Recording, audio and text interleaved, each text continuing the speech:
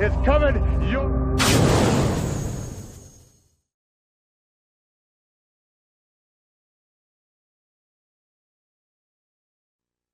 Hello, wrestling fans. Yes, we're here. We got her on her good side. Welcome to, this is Deborah. Hi, Deborah. Fans. How are you doing? I'm good. We appreciate Deborah. She's been traveling all day, multiple plane delays. Yes, it was a very long day. It is, and we're going to make But this. for you guys, I will do anything. Well, we appreciate How that. about that? Well, almost anything. We'll take you up on that.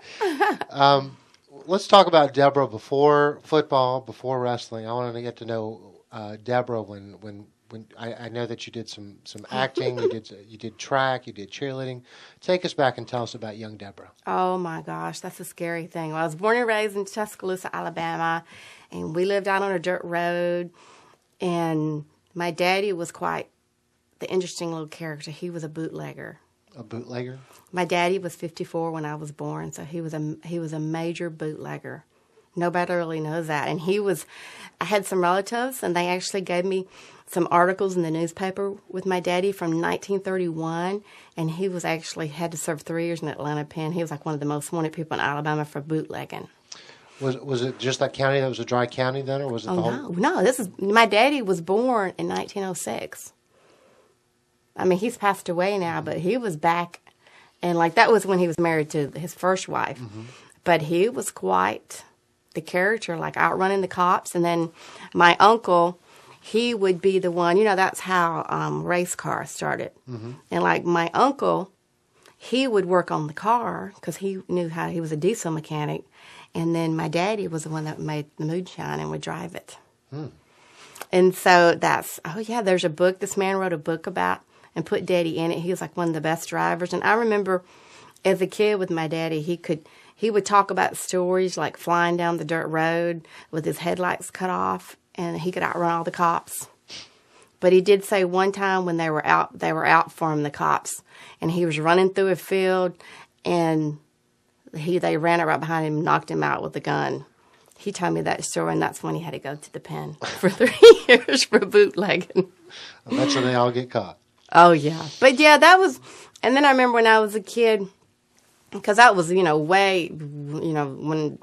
That was like in the 60s, and then when I was a kid, and then my daddy still would do the moonshine, and he still had people that he would deliver the moonshine to.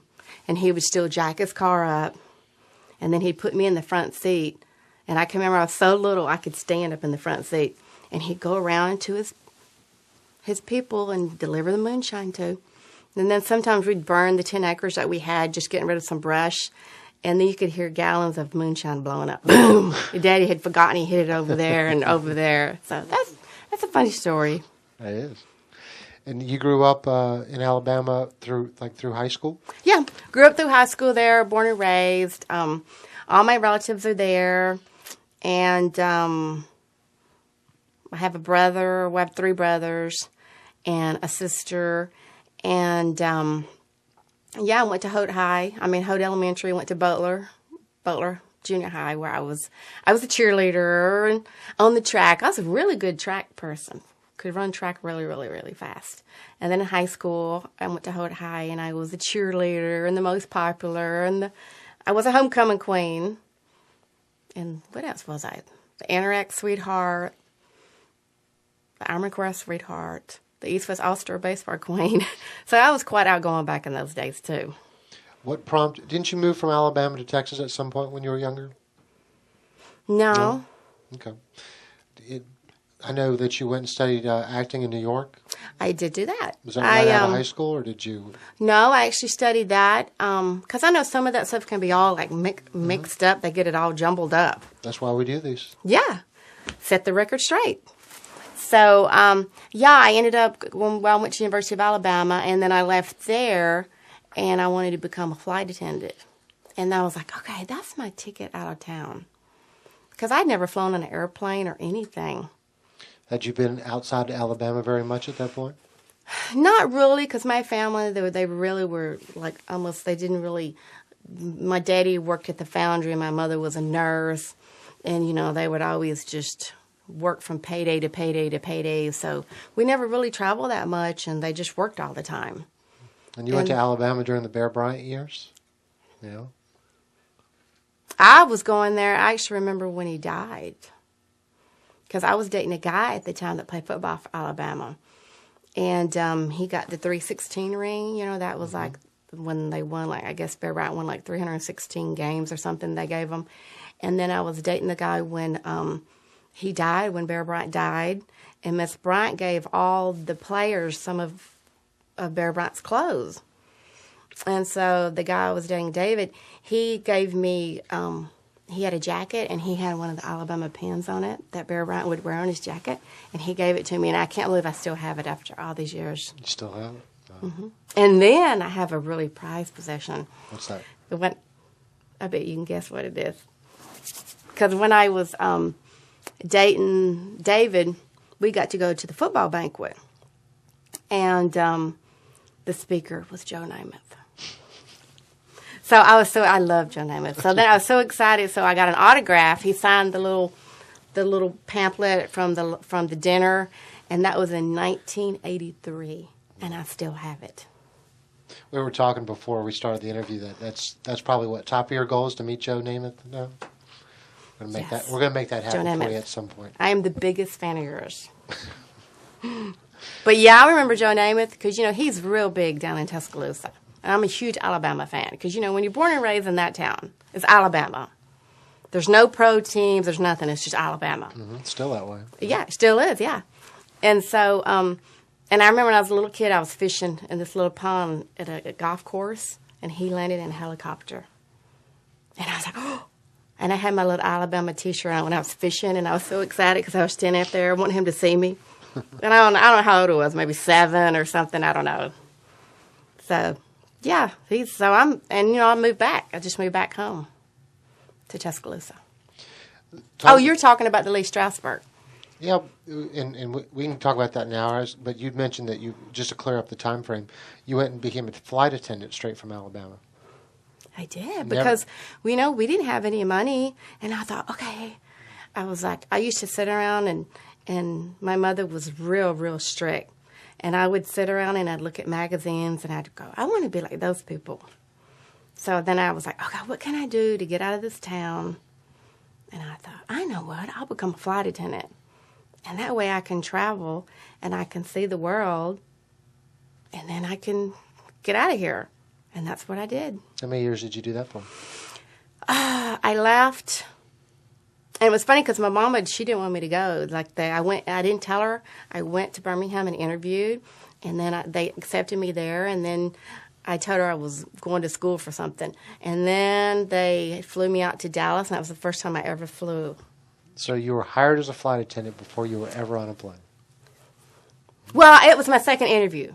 The second interview, I had to fly on the airplane, but they did not know I'd never flown an airplane before. And I flew to Dallas, and they interviewed me, and then they hired me. So I flew back home, but I had told Mom a story that I was gone all day doing something. And then I remember they gave me these little plastic wings, and me and this other girlfriend that made it too. We were all going out partying with those little plastic wings. We were acting like we were real flight attendants then. Lord. So, but yeah, I got that, and then they sent me my ticket. My mother threw it away. Really? And she never told me, and they called me, and they were like, Deborah, how come you're not at flight school? And I was like, well, I didn't get the ticket. And they were like, well, yeah, we sent it to you. And I said, well, I'm finishing up the last semester in school. And they go, well, we'll wait on you. And they did. So then it was in May, I think in 19... So you finished University of Alabama?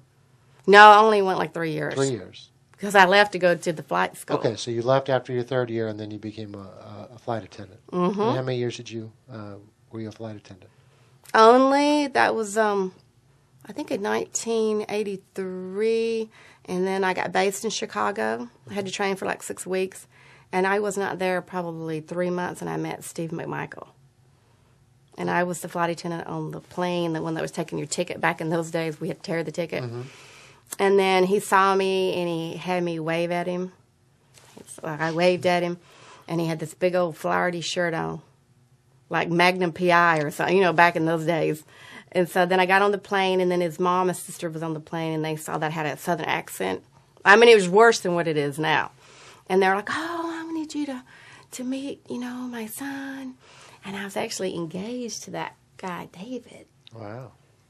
But was he in Chicago with you at the time? no, he was in Tuscaloosa. Yeah. But that was one of those deals where I think he just gave me the ring to hang on to me, but it didn't quite work. It never seems to work. And they're like, oh, honey, you're not married to him yet. And I was like, okay. I was like, well, I was Southern. I was like, well, I don't call guys. If he wants to call me, that's fine. So they got my number, and then sure enough, he called me. I said, well, I'm back in town Wednesday. He called me Wednesday.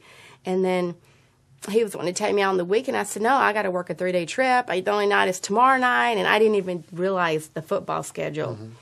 And he's like, well, I've got to practice all day. And sure enough, he came all the way out. And I live by the airport in Chicago. And he came all the way out and picked me up. And then it was like, boom, we dated every day. And then 6 months later, we flew to Vegas and got married. Did you know when you first saw him that he was, NFL football player? Well, his mama told me. But, I'd just been out of Alabama 3 months. Mm-hmm. I didn't quite understand that concept because all I knew was Alabama football, college football. Mm-hmm.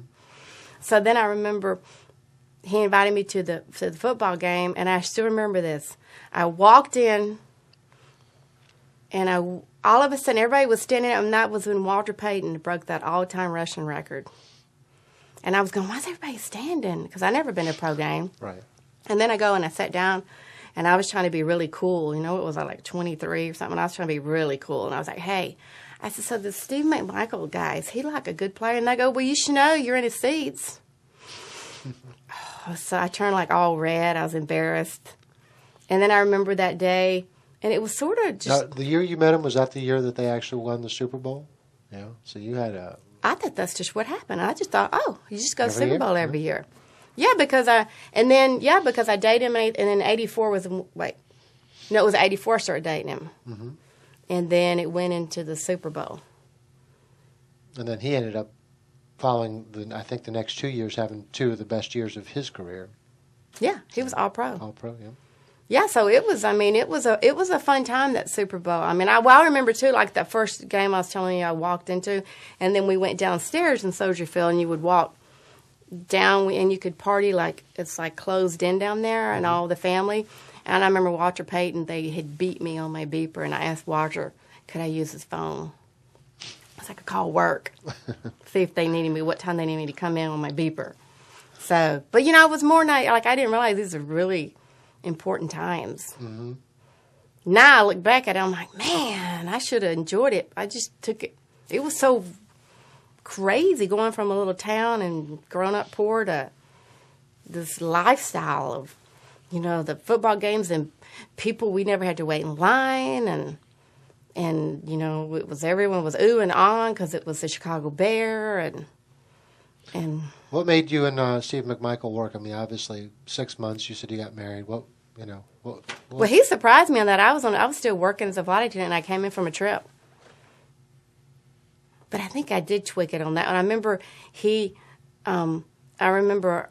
you know how back when you're young you play little games? I remember I was in Reno or something, and I remember I called him up and I said, oh, I'm gambling. Some guy gave me his money to gamble with. And Steve was like, oh, yeah. And I was like, yeah. And then I remember I got in, and I walked into his house, and he had got down on one knee, and he had the ring. Isn't that sweet? So yeah, and what made it work with us, he's real easygoing. Mm-hmm. Just real, and you would know that. He's got he can bench press 540 pounds. Oh, I believe it. He is just, woo. If you're going to play defensive tackle. But he's real in control of his strength. Mm-hmm. I've never seen him hit anybody, or he's always, like if we would go out in public and his friends were trying to get in a fight, he would always be the one, would break it. But when he was in college, he worked as a bouncer, so maybe he's just real in control of his strength. Mm-hmm. Where I have two things I was going to ask you about. I'm just trying to figure out where they fall on like the timeline, so to speak. We mentioned the Strasberg Theater and the acting. When? Oh, that happened. I didn't go to Lee Strasberg until about 1993. Oh, okay. So because I was married to Steve McMichaels, and then I started getting in doing the acting more. I had studied a lot in Chicago, classes here and there, here and there. And then in 93, I wanted to, advance my studies as a method actor to be more emotional. And so I had researched the schools, and in New York, Lee Strasberg's the best for method acting. You get really in touch with your senses, all your everything. You touch, you feel, all that. And so, I went there for about 2 years, and Steve was a sweetheart. He would. I had an apartment there, and I'd fly to see him on the weekends, and then he'd fly up there and stay with me, like when he wasn't working. And so we worked that so I could get all those. And then I was studying Lee Strasberg, and now I was studying for soap classes. So it was a lot of studying I did. And then I did that from 93, 94. And then the last year, Steve ended up going to Green Bay, I think in 95.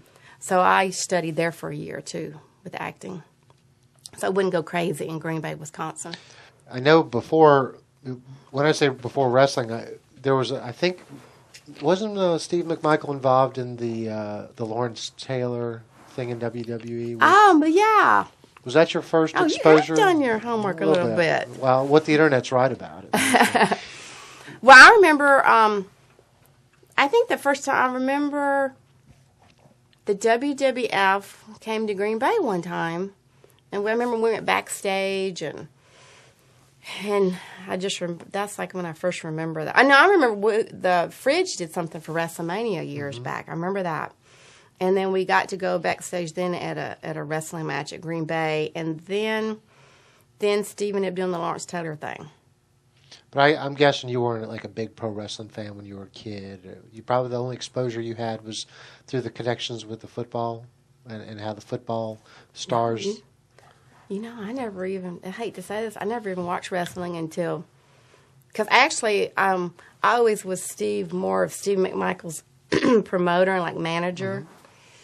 So I had a friend, like when Steve retired, he kept wanting to work for Vince, but they never would really, they never would sign him. And then my friend's, her husband had a company, or still has, called Intersport. Y'all probably heard of Intersport.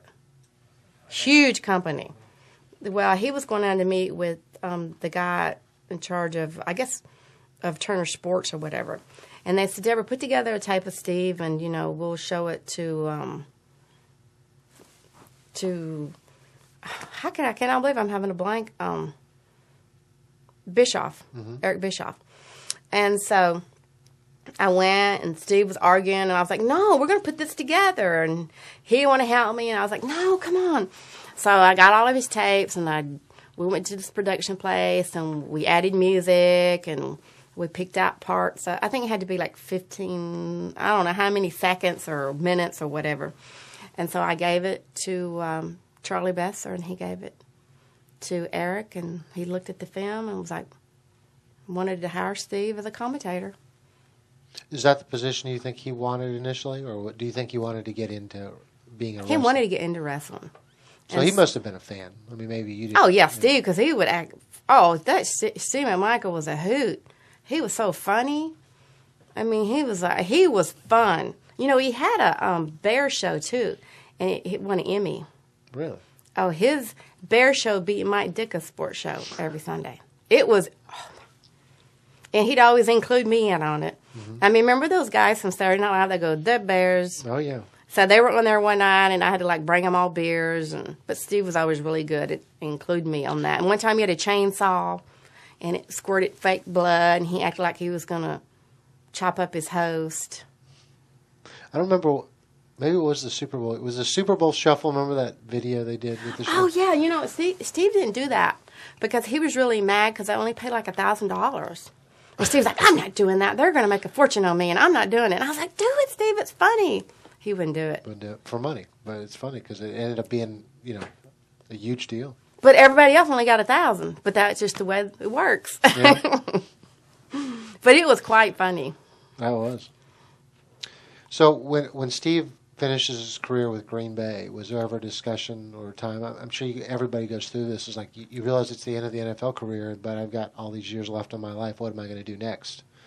Well, it was weird the way, because, he was always such a good player. And back in those days, you would get your most salary at the end. Mm-hmm. Now you get your salary up front, and then it gets smaller. Mm-hmm. Well, and so what happened was the most money he was going to make was at that last year, and that's when he came home. He goes, well, they released me. And that was, the Bears did in 94, and that's when he went to Green Bay for that last year. Mm-hmm. And then he knew then that was his last thing. But, he held the record on most consecutive starts. He never missed a game. He started every game. Yeah, especially at that position with being so physical. Yeah, I can remember, I've never seen somebody with that kind of pain tolerance. Because Steve didn't do, he was just strong. He had bruises right here from lifting, from doing his weights right here, close grip.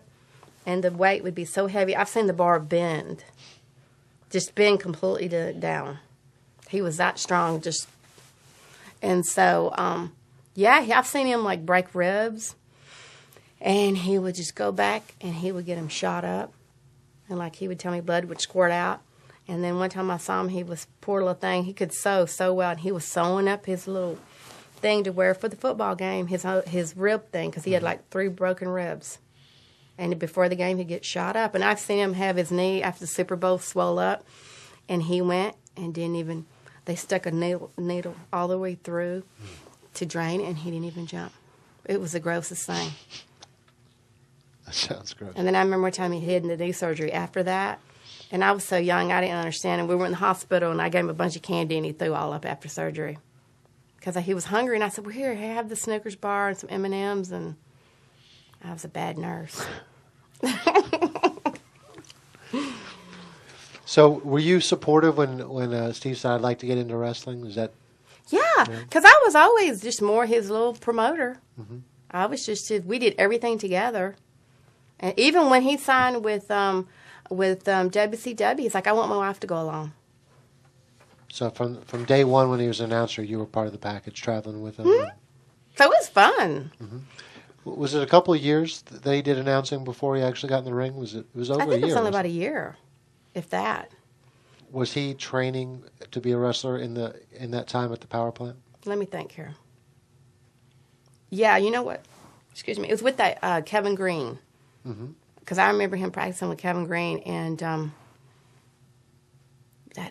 he was so cute, really good wrestler. What was he married Tori? Oh, the skinny guy, Kidman. Yeah, I remember he was training then, and he was working with Steve too, and he was so young then. Mm-hmm. But I remember, when I had to take my memory, it looks sort of like it over there. Mm-hmm. Looks a little bit like our. Yeah, the fans can't over there. This ring. That's it. You're disturbing the illusion that this is a nice big production studio. There's a wrestling ring only feet away. Well, when obviously, I guess the point was he was going to move from being an announcer and becoming a wrestler, and I guess you were in full support of that as well. Yeah, because I wanted him to be happy, and I knew retirement has to be really hard for those guys because this is your whole life is football, and all of a sudden it's gone. Steve played, he was 30, what was he, 38 or something when he stopped playing football, so he played a lot. Mm-hmm. So I thought the wrestling would be really, and he was so talented. He could still, he was not a wrestler like everyone else, but he still picked it up pretty good considering how he's had all these injuries. All this, wear and tear on his body from football. Mm-hmm. And who decided to give you your first on-camera role? Someone I am spotted just like you. a bag hole. You can't get rid of me because I was in Eric's ear. Eric, please, just write me in. Just let me do something, please. I work for free for 6 months. Please, just let me show you what I can do. So he was the one. He goes, okay, Deborah, this is your big chance. He goes, I want you to go out and I want you to be Queen Deborah. I want you to be this really obnoxious beauty queen and just be full of yourself and say stuff like blah, blah, blah. And I was like, okay. So then I just did the whole pageant thing. I actually wrote all my lines. It's like he showed me what, and then I just went with it. And then it was funny because when I started walking out, a lot of times they wouldn't give me any airtime. Mm-hmm. So Steve and I had it to where, because we were in the Four Horsemen. So then Steve would pause, and I knew it was live, and he would pause enough for me to jump in and know that they couldn't cut me then, and then I'd start saying my little stuff I was saying. And that's how I started. They didn't plan for me to talk. I just Sometimes you got to grab the ball and run I with did. it. You know? Like, if you give me an inch, I'm going to take a mile. I'm going to stick my foot through that door. And that's what I did. And I wrote all that. And I made it where I would make it, like, you know, funny in the beginning. Or, you know, I'd make sure I had, like, little categories to hit. Mm-hmm. And then, and I made sure I never would say any cuss words. Like, my characters never cuss. Now, in real life, that's a whole nother game when I get mad. But as my character, I made sure I kept it more, the real sassy Southern beauty queen that's just really obnoxious. Was it the very first on-camera thing that you had to do? Was that where Ric Flair was hitting on you and you? No, you know, the very first time I ever walked out was with Hulk Hogan. We were at Caesar's Palace with Woman, Linda, Miss Elizabeth. Do y'all remember that long? I mean, and so they not long ago. I guess, well, that's right. Just, yeah. So, yeah, I remember they asked would I walk out with them. I was like, sure. How was the camaraderie different initially in WCW among the wrestling family compared to, like, the Chicago Bear family? Ooh. Boy, that was a whole, like, at first, because NFL can be really, really tough, as in snotty. And you got the Bear wives, and you got the cliques, and you got what you wear, and yeah, it's woo. And that's where I learned how to have a tough skin. And living in Chicago, you know, I'm the Southern girl that's really naive, and I had to learn how to be tough skinned. And Steve McMichaels was so good at being my little backup. So if I ran my mouth and got in trouble, then he'd back me up. And so, and I learned a lot from him how to be really sassy. And he's quick-witted. Mm-hmm. And so the NFL wives there, it's just different. Just like when I got into the wrestling, they didn't want to accept me at first because, you know, I'm the NFL wife. And at WCW back then, that was the hardcore wrestling girls, you know, like Sherry and, you know, Woman, she was tough too. And just the whole, you know, I remember one time Nancy was like, look, Deborah, and she was flipping this razor blade in her mouth. She says, oh, yeah, when we go down to Mexico, I put this in my mouth. So when I walk through the crowd, if someone grabs me, you know, I might have to use it. And I was like, you know, I'm coming from the NFL, and I was like, whoa. And then I remember one time Sherry, and now I understand it. Like one time she told everyone, she's like, watch, I'm going to get Deborah. You know, and I'm doing the beauty queen, and you know, I don't do any kind of wrestling or anything. And all of a sudden she just jumps on me and starts hitting me with that metal briefcase. Mm-hmm. But I kept in my character, but I was going, oh my gosh, what's wrong with her? She just freaked out. But she was just picking at me. Who were some of the girls that you'd say, looking back, were particularly helpful in allowing you to make a transition into pro wrestling? At WCW? Mm-hmm. I would say I like Nancy. I would say, though, it was probably Miss Elizabeth and Medusa. Because they traveled. They would ride with me and Steve a lot, too. So I spent a lot of time with them. Yeah, those, yeah. So they share a lot of the information on what it would take for you to be successful? Because there's got to be a learning curve for you. I'm trying to think. No, at first they actually said I was crazy to work for free. And I think what helped me was I had no guidelines. You know, like, you know how wrestling has guidelines when you work in the business. And so I didn't have any guidelines. Like me being this obnoxious beauty queen and me just jumping in as soon as someone paused in the Four Horsemen. Like, I just want to get my character out there. And so it was sort of naive, but then it made my character because I didn't have any boundaries. So you worked for free for 6 months? And then how do you initiate okay, obviously you've seen what I could do, now let's talk? No. Eric, one night we were all having dinner, a bunch of us, and he's like, okay, Deborah, we've decided we're going to offer you a contract. Right. He offered me a contract for $80,000. I was like, yay! It's particularly great when you were going to be there anyways. Yeah. Traveling around. So it paid off. Me doing the Queen Deborah thing and showed him what, and then, you know, I was the most hated female. Mm-hmm. Now, that was weird to get used to people booing me and like throwing things at me and spitting on me, and whew, that was bad. Like, you'd walk out and people would spit tobacco on your head, and ugh, gross. That would gross me out. It's pretty And gross. then you'd have to dodge the batteries, like when you're talking. And then one time someone had this ball of tape rolled up, and they threw it at me, and I dodged it, and it had the bitch written on it. And then another funny moment, I remember Scott Stein. I remember I was doing my typical Deborah interview, whatever I was doing in the ring, and I knew the camera was this close on me, and my bangs were right here, and all of a sudden I see this piece of gum flying, and I could see it. It goes, and it hits me right here and sticks right here on my bangs.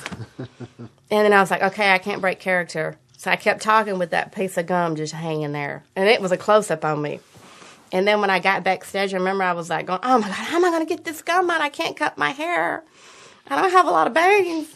And I remember Scott went and got peanut butter and put it in my hair and got it out. That worked? It worked. Yeah. So peanut butter will get gum out of your hair. All right. What were those first impressions you had of Eric Bischoff? Very nice. Actually, Steve and Mike and I, we hung out with Eric and his wife all the time. They were very nice people. How about your initial impression of Ric Flair? Because I know Ric Flair, in our interview with him, he mentioned how good of a party your husband was. Steve McMichael, oh my gosh, he is a one-man show. He and Rick together was so much fun to just sit back and watch. Because Steve could be so funny, and Rick is so funny, and oh my gosh, I mean, one time we were somewhere, I think in Boston after a show, and we all went to the suite, and it was a bunch of us, and Rick, it was so funny. Rick came out and he has a little robe thing with no clothes on, dancing on the coffee table. But it was so funny because they did this all the time. It's like you don't even notice this man's naked. It's like, that's just Rick.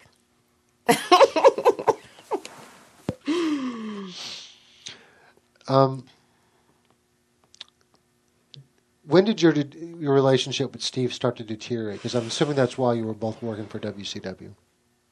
Yeah, we're both, I think his retirement, and then I had a lot of loss. I had my mom and my daddy both had been sick for 3 years, and I had brought my mom to a nursing home in Texas by me. And then my daddy was in Alabama, so in between working, I'd have to go check on my mama and check on my daddy. And then my brother died suddenly. He was a U.S. Marshal. He died, and then a few months later, my daddy died, and then a few months later, my mama died. And that was just, it was a lot for me to handle. And then Steve, it was just I think if we'd gone to therapy, it would have saved our marriage. Because we were married 13 years, and it just went. And you survived the NFL, which is pretty remarkable. Yeah. It was just, I think all the death, and I always was the grounding force. Mm-hmm. And two, I don't think I realized, wrestling was pretty wild. They think NFL is wild? Wrestling was like, I was like, oh my gosh. That was like, totally different than NFL. Just a whole different world. I mean, they had training camps NFL would, and oh my gosh, they'd have like a wet t-shirt contest or something, but the wrestling was a whole different ball game. Do you think Steve changed in any way, becoming a wrestler, becoming part of the touring force that WCW was? Yeah, it seemed like he started partying more, not changing a little bit. But then again, I know he was probably dealing a lot with that retirement from football. It's hard to, once you've been so good in football, and I don't know, things just. I know he's not here to ask and to be a good question, but I mean, you're going from one career to another. I know he's mad at me because he did write a book and he didn't even mention me, and he said he put his new wife in there and he didn't even mention me. He said the woman I was with at the time, I was like, oh, he is mad. He didn't even say he was married to me or anything for 13 years, and this is biography. It's probably because his new wife's reading it. Yeah, she was a stripper. See, I can say that. She probably said, you're not going to mention her name in that book. She's going to call her that other girl. Oh, she's the other girl. Now you're the other girl, the girl from the past. Saying she's No one wants to hear about their exes. Yeah, well, yeah. Yeah, her name, yeah. I won't even say her name, yeah. But she just had a baby with him, so I'm happy for him. Well, good. At the end, before you left WCW, it looked like they were going to have you lead a stable of like Alex Wright and a couple of other guys. Was there any? Yeah. Was there any discussions of what? I guess we never saw what it was supposed to happen. What did they tell you? I don't even think I knew what was supposed to happen. No. It was like I was doing that, and to me, I was thinking, I don't work with him. Because I know I was with Jeff, and Jeff just disappeared, right? He went over to, yeah, he did his, yeah. He just, one day I showed up at Disney World to work with him, and he was like, where's Jeff? He's gone. I was like, what? So you had no idea that he was leaving then? He just went, yeah. And then, so they were doing the thing with Eric Ryan, but to me that didn't make any sense because I didn't match his character. I didn't go with him. And then it was like, then they just sort of, with Steve and I getting a divorce, they just sort of, and they paid me for that whole time you didn't see me anymore. They kept paying me. I mean, Eric was really nice like that. He kept, because I think they knew they didn't use me because Steve was still working and there was like a divorce and. So you being there would have been a distraction. Yeah, so, but they were good to me. They kept paying me all the way up to when I got the job with WWF. I was going to ask how you were basically out of wrestling for a year, and then you came back almost in the same role that you were with WCW, and they came back and put you with Jeff Jarrett. Yeah, and then they made me. I think they were trying to make me a heel, and then it turned out I was a baby face. Well, we'll talk about that. I have my reasons why a lot of people would have cheered you. But what did you do in this year off? I moved to Atlanta, and then I was grieving over my parents dying and my brother dying and all that stuff. And then I just, worked out a lot because I wanted to be really toned, and I just, worked out a whole lot. And then I just decided, I was talking to Miss Elizabeth, and I was like, what do you think about if I call Vince up? And she's like, well, good luck. And I was like, no, you think I'd have a chance? She goes, no, but you could call him. And I was like... Why did she say no? Well, she didn't really explain to me. I mean, maybe because she'd had some bad stuff with that. I don't know because she never did tell me. But if she said she didn't think that Vince would be interested in you, she must have had a reason why she thought Vince was interested in you. I don't know. Do you think it was just a lack of experience that you had? Probably. But I'm not I'm not from, I'm somebody from the NFL. So I was like, okay. So then I started calling them. And that whole year that you were getting toned, were you thinking you'd ever get back in wrestling again, or was there a time where you said, that's it, I'm done? No, I was doing it more just for myself. Because I've always been athletic. I've always been. I mean, the only way I change is if I get more muscle or less muscle. Like, I don't really change my weight. I just can get really toned or not toned. And so, no, I was doing that just for myself. A really good workout program. I would, do the Stairmaster an hour in the morning and then that moving staircase thing, and then I would do an hour at night for weights. And I wouldn't eat any fat. I drink a lot of protein shakes and no sugar, no wine. Yeah, what was that? Yeah, I'm making up for it now. You put wine into the diet now? Yeah, no, wine is in the diet. But protein bars still are, right? Absolutely. Yeah, had one on the plane. So once again, you basically created your own spot. You took the initiative and called Vince. Oh, I was again like a bad cold. They got to where I was the most obnoxious person calling. I would call straight to Vince's office, and then his secretary would come on the phone. Then I'd try and call JR's office, and I'm like, hey, it's Deborah. Do you have anything for me? No, Deborah. No, Deborah. I would call every 2 weeks. And I'm not telling you, sometimes they'd be, no, Deborah. And then I would just go, ah. And I'm like, no, I'm not going to give up. So I kept calling. Probably for 3 months, every 2 weeks. I mean, it got to where I would kill myself to call, but I was like, no, I'm doing it. The squeaky wheel will get... I was like, oh, what is that? The squeaky wheel gets the oil? Yeah, that's it. So, and then sure enough, one day they called me and they're like, Deborah, can you believe it? We have something for you. I was like, yay! And they go, okay, we want you to wrestle. Then I was like, because I'm thinking, wrestle. And I'm like, all I did was like the Queen Deborah thing. I can talk. I can, write stuff good. But I'm thinking, And then I thought about it, and I was like, okay, yeah, I'll do it. And then they were like, don't tell anybody. So I kept it a secret until I showed up in, where was I, Green Bay. So the internet rumor, this is where we get to put a lot of these to rest. The internet rumor was that you were dating Jeff Jarrett at the time, and he's actually the one who got you into WWE. Oh, I was dating Jeff Jarrett? That's what's out there. Oh, no, he's hot. No. He was married, so I would never know. But he's a hottie. No, I love Jeff. Jeff and I are still friends to this day. I love him.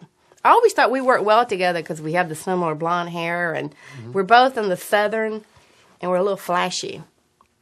So I always thought we worked well together. All right, so you're saying no to any relationship between Deborah and Jeff. All right. Wouldn't have been a bad thing, though. Woo. He's hot. No, it was always... Yeah, that's not true. You seem to be attracted to these athletes, the football players, the wrestlers. Is that your type? Yeah.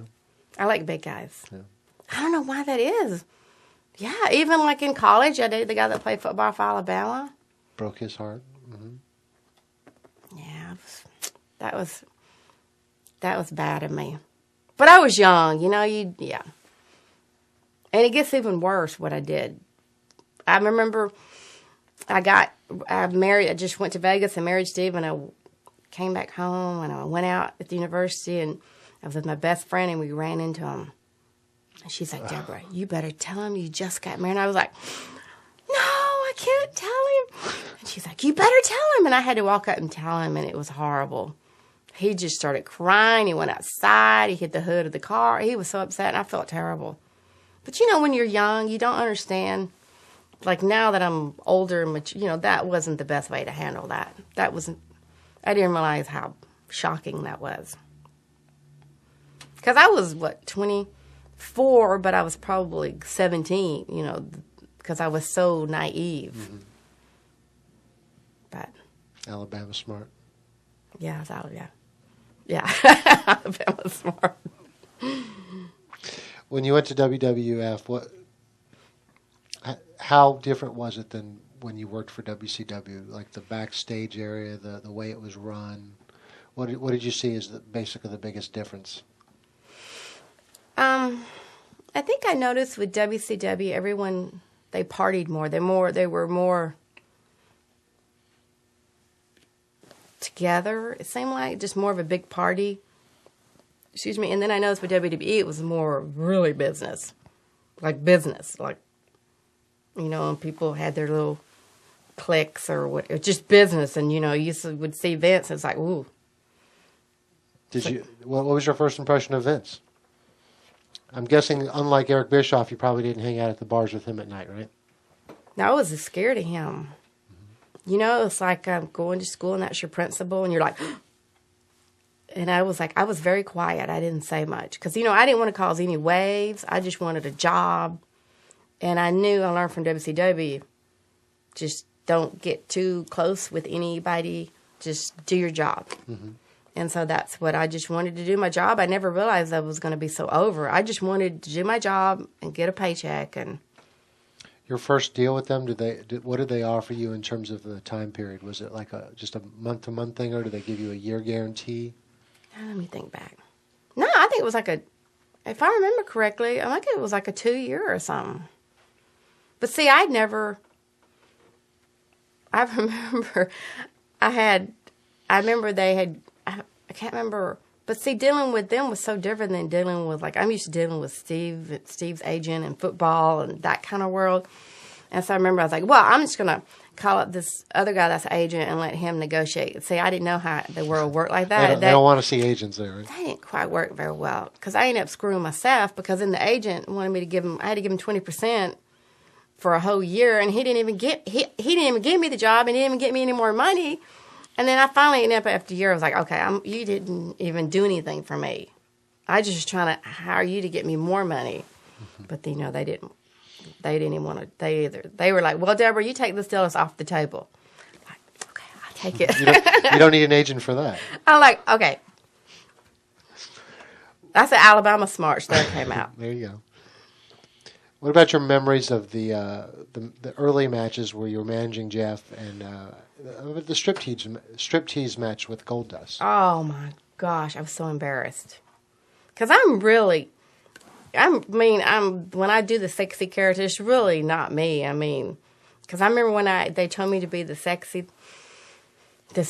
office girl. I remember Jeff was like, Deborah, you need to put your hair up in a bun. I was like, no, I'm not putting my hair in a bun. You need to wear glasses. No, I'm not wearing glasses. We're arguing like, because I know him so well. I'm like, no, because I'm pretty headstrong. Mm-hmm. So then I designed my own little outfit. I went to BB and bought that suit, and I had it real short and the pearls and all that. And then I remember I was like, well, man, I was like, I've been married forever. How do you act sexy? It's so funny because I always learn from the theater and stuff. You do your research on a character, and I swear I got like the Playboy channel. And I watched it every day, and I watched those girls, what they wore and how they moved their face and their hands, and I mimicked. That's what I did. I guess it worked. That's a pretty good idea. That's what do I your did. research. That's what I did. And then when they told me to do that, I was so embarrassed, but I knew my character, that was my character. And if I didn't do it, some other girl would do it, so I might as well, and I'm a trained actor, so I just said, it's not me, it's an actor. It's like doing a soap opera, because I always want to be a soap opera star. Didn't know my life was going to turn into like a soap drama, but. Well, looking at all the outfits that I had to watch and I had to endure doing my research, you certainly wouldn't know that that made you uncomfortable. Oh, yeah.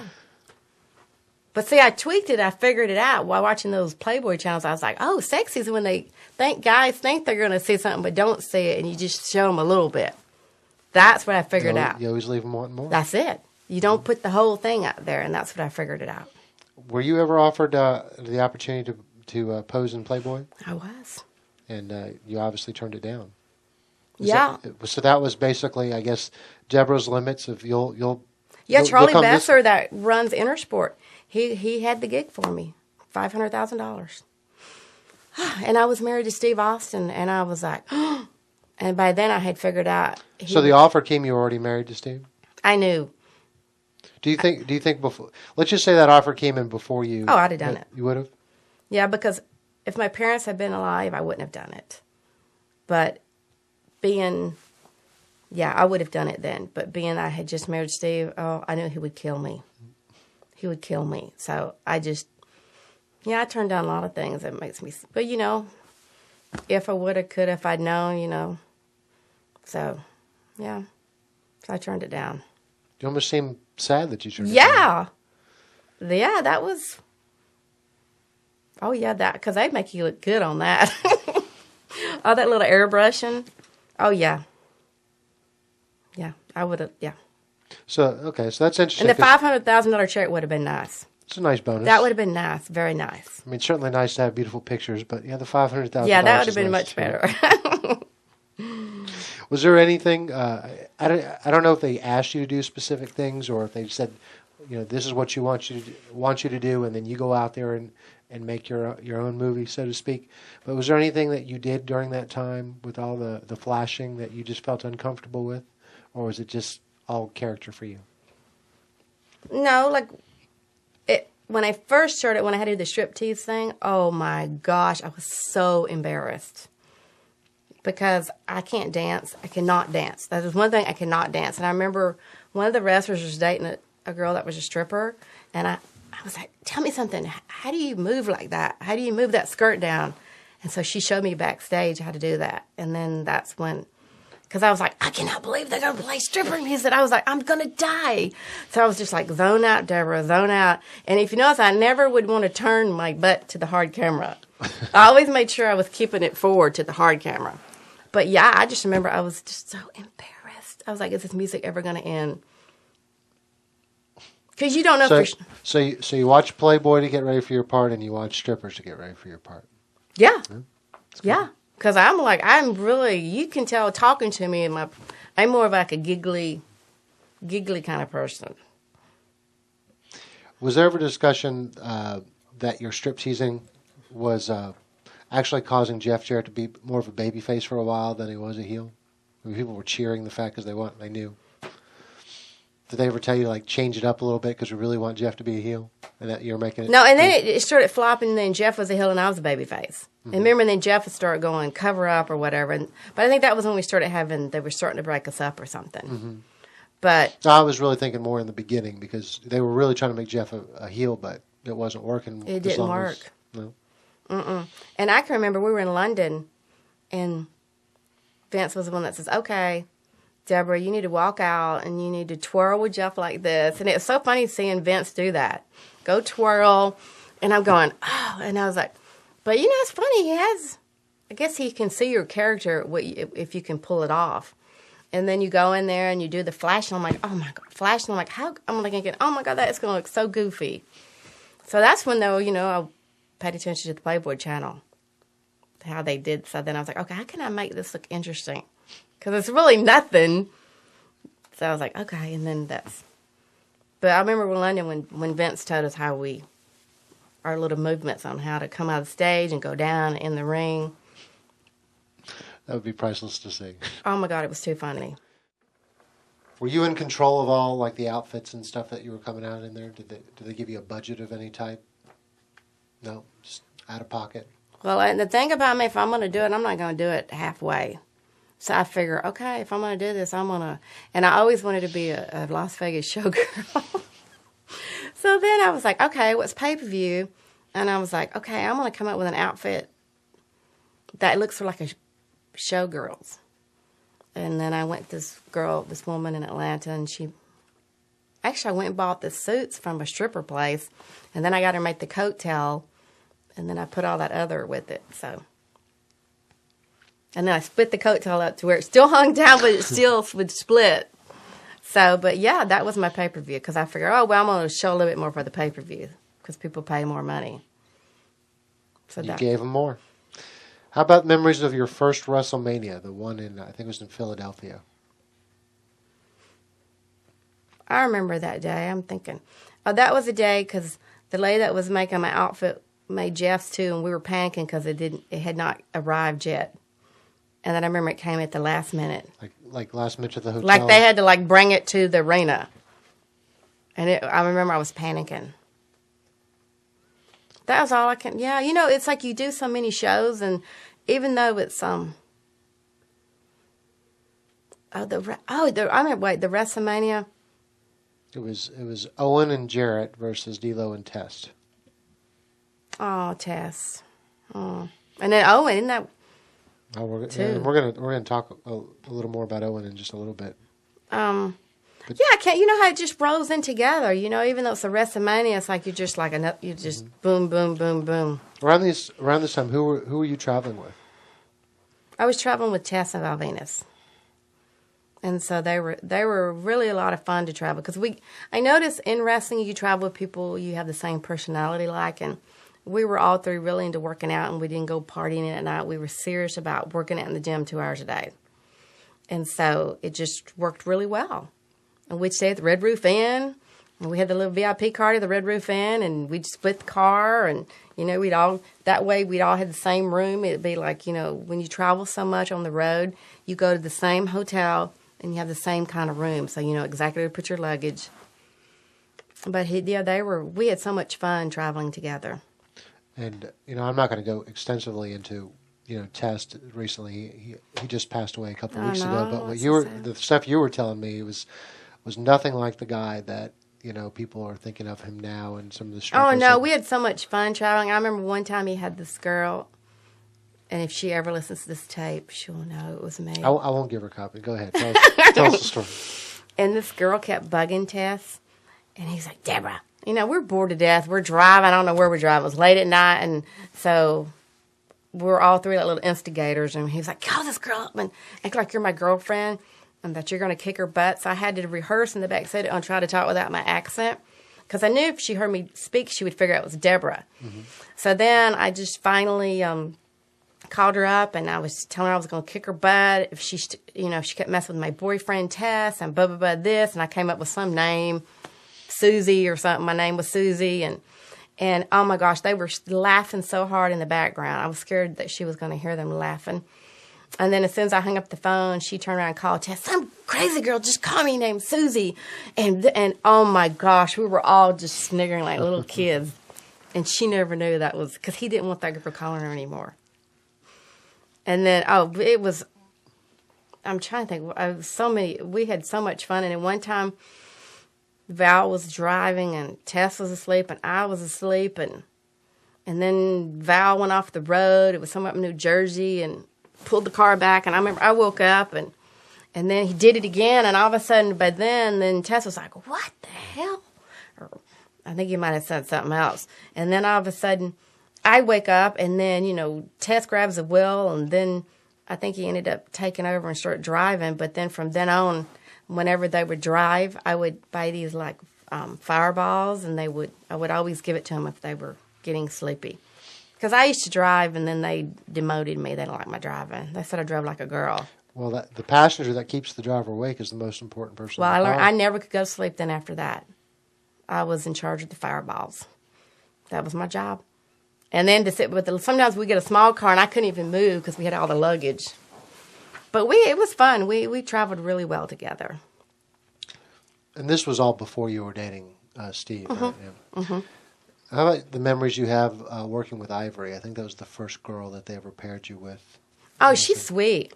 She helped me a lot because they know I'm not a real wrestler. I'm a good cat fighter, but I'm not a real believable wrestler. But no, she was really helpful. And who was really helpful too is China. Like, we'd be there, how we'd get there about 12 o'clock and just hanging out. And she would help me just do all these moves. And she was actually real gentle. Like, she wouldn't throw you down. She was really easy to work with. But, I never got to do any of that stuff because it wasn't believable for my character. But it was still fun working with her because she was good because she's so strong. About another strong girl, Nicole Bass. Yeah. But that was that day. That was that day I worked with her when Owen died. Mm-hmm. So that was a very weird day because then I had to go right out there and there was blood in the ring and a hole in the ring. And it was, I remember she was forgetting some parts and I can't believe I remembered them. And I was having to whisper them to her. Well, and maybe I'm reading too much into this, but you had a pre-match tape, like a videotape before you went to the ring, but it happened right after Owen, and you could see that, in your face that something was wrong. Well, I remember they said, Owen fell, 90 feet or whatever, and I was like, what? And I was like, oh my gosh. And then it was like, and they were like, okay, we're going to the live interview, 3, 2, 1, and all of a sudden we're there, and, you're doing this live interview, and this does not sound good, 90 feet, and all of a sudden, I could see Owen like 10 feet from me right here in the stretcher. And that was when I broke character. That was too hard. So while this live thing is going on, you're behind the cameras, you're seeing Owen in the stretcher. I could see him from right here. He was 10 feet from me. But I'm sure at that point you weren't thinking he's dead. That's probably not even the thought that's going through your head. I don't know. You're thinking 90 feet or however far. I think it was 90 feet, wasn't it? That. But, So when you were doing this pre-match interview, you were fearing the worst, and then you still had to perform and go out there in front of a live crowd that probably didn't even sense it was a serious. No, I think a lot of people thought it was part of the show. It was just weird for me because I was coming off so much death with my family, and then it was like, oh my gosh, this is someone else that's close to me that something just happened to. And someone who, I've never heard a person say any bad word about Owen. Everybody liked Owen. That's rare in this business. Well, and he was a good husband. He was a good, and like we'd go do autograph things, Jeff and Owen and myself, and Owen would always be the one in the limo that would put the seatbelt on, for to be safe. There was a rumor that he really didn't like doing the Blue Blazer. He didn't like doing the Descent from the Sky, and that they had asked him to do this almost as punishment because he didn't want to participate in a love triangle that they had set up on camera for you, Jeff, and Owen. Did you hear anything about that? I had heard something about that, and then it just, how you hear that they might write that, but it didn't happen.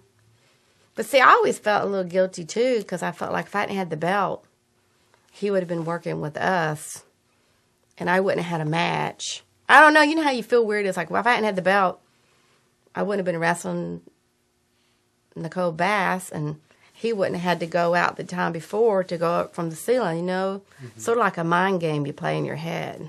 Yeah. But I didn't hear, I'd heard about that storyline, but I didn't hear that was maybe... Like a punishment for it.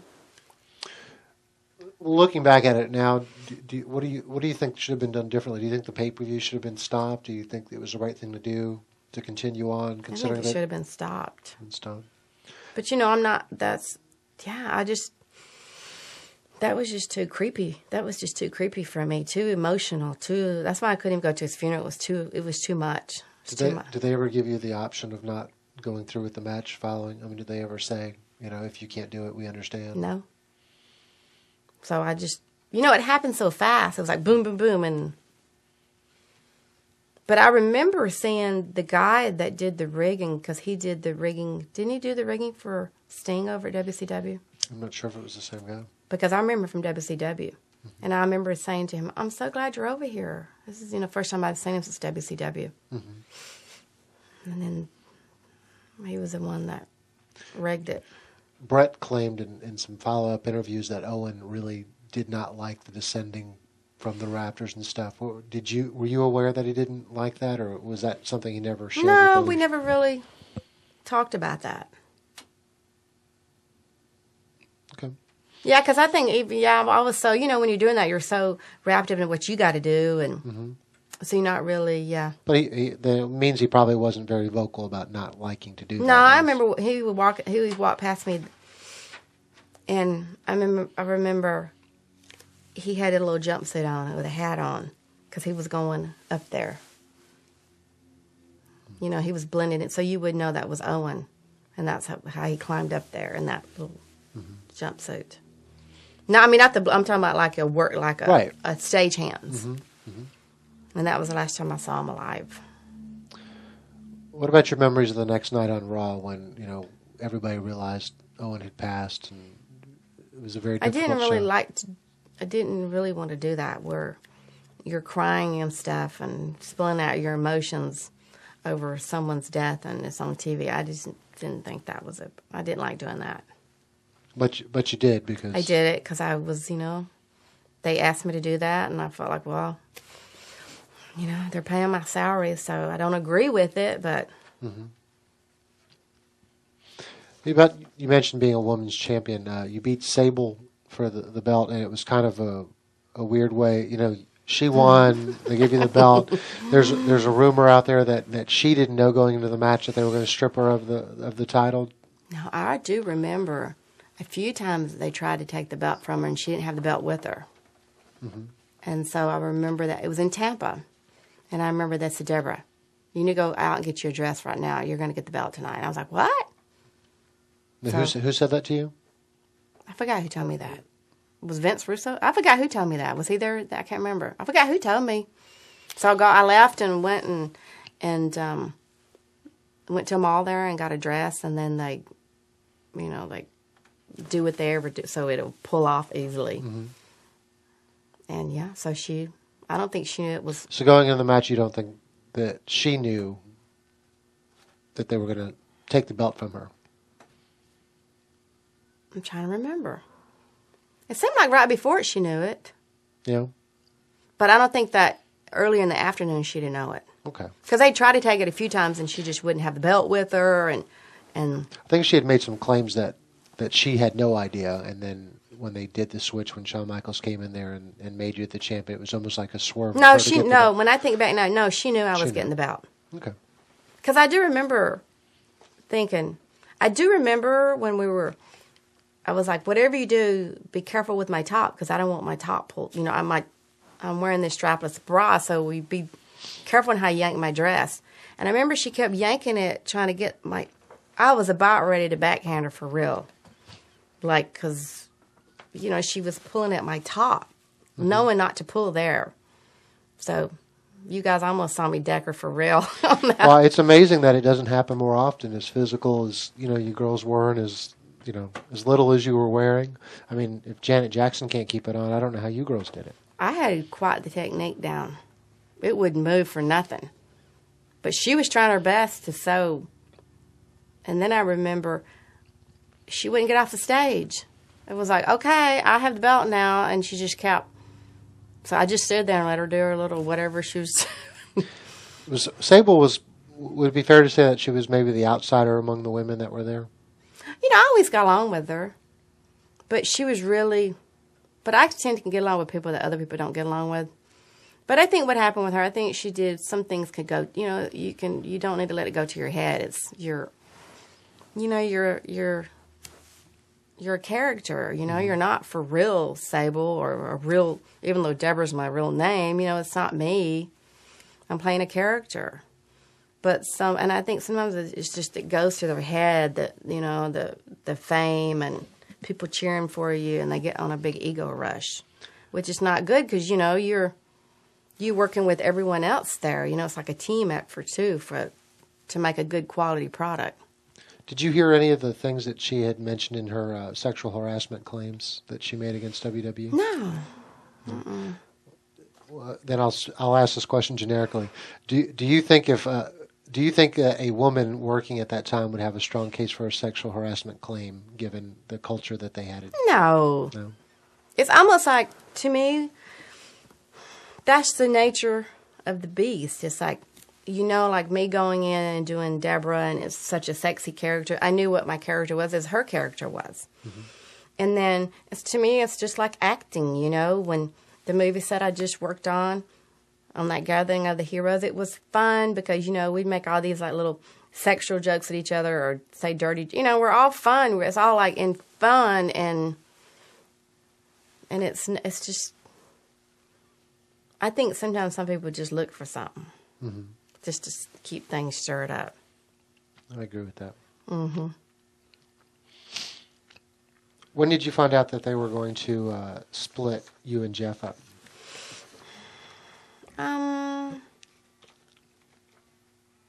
Let me think back on that time. It seemed like I think I didn't know for sure if they were going to. When I think back, how they drag it on and you don't know if it's going to go for another curve or. I'm trying to think, and that was right around the time I started dating Steve Austin. So it was, and Steve was not a really big fan of Jeff's. Now, that was going to be another question I had. There's a rumor that Steve did not ever want to work with Jeff, and that was one of the reasons. Jeff not being able to work with a top performer like Steve kind of puts a glass ceiling on how far Jeff can go with the company. Steve has a lot of power. Mm-hmm. He doesn't like you, he won't work with you, and for some reason he never liked Jeff, and I never could understand that.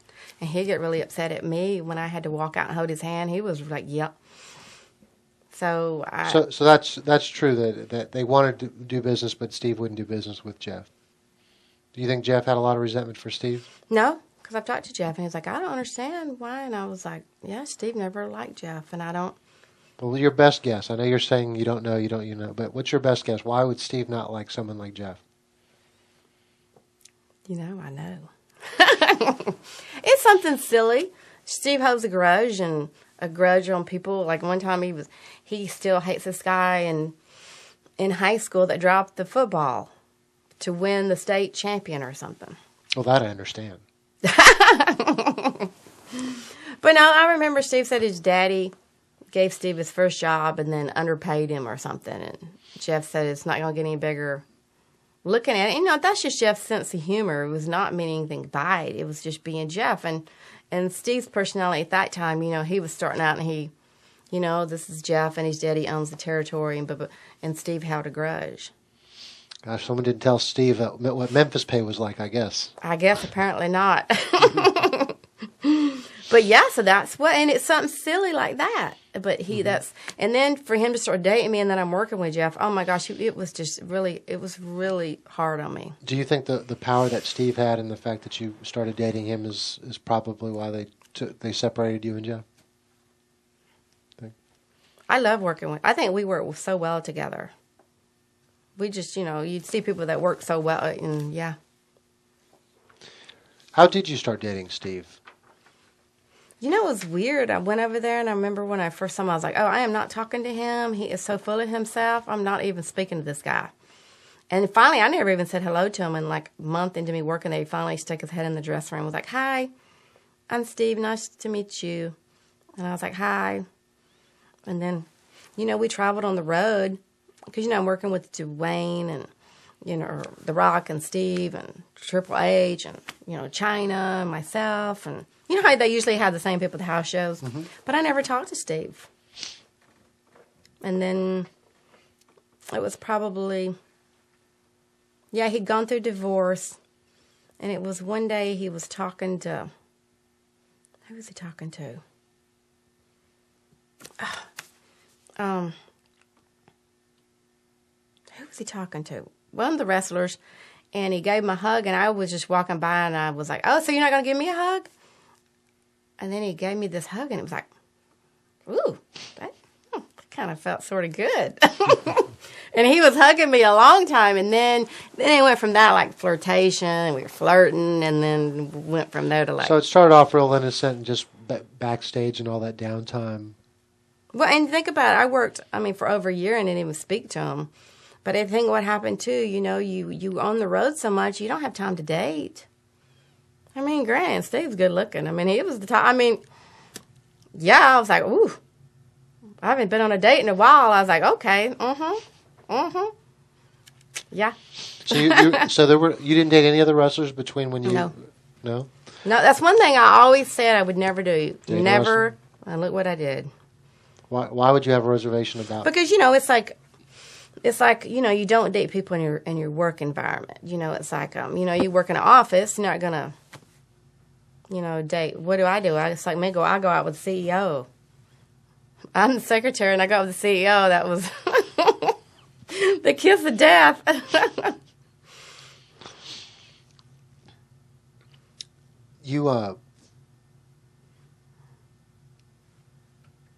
But boy, we had some rumors going. I remember we'd ride in the car and people go, oh, is Steve and Deborah dating? Because you know how wrestlers are. So you went from switching with traveling with Val and with Test, and there just became a point where you started traveling with Steve. Well, we'd ride we'd be at the Coliseum or wherever we were at, and then he'd like, hey, go with me and go tan. So then I got in the car and they'd see us together, and then everybody's like talking. So did the rumors precede the dating, or did the dating precede the rumors? The dating preceded the rumors. All right. And then one time we were there. You know how you just try to keep, I don't know why you do that in wrestling. You try to keep everything hush-hush, and then it never works. It never works. Mm-hmm. And then Steve's calling me on the phone one day, and I'm over here on the other side of in the arena, and he's calling me, and the girl, what was her name? Terry. Was it Terry or the other one? She was watching us, and she would see him call and me on the phone, and she put it together. Isn't that funny? Mm-hmm. Because, we know each other so well. We're around these people all the time. Who had the bigger concern about it not going public, you or him?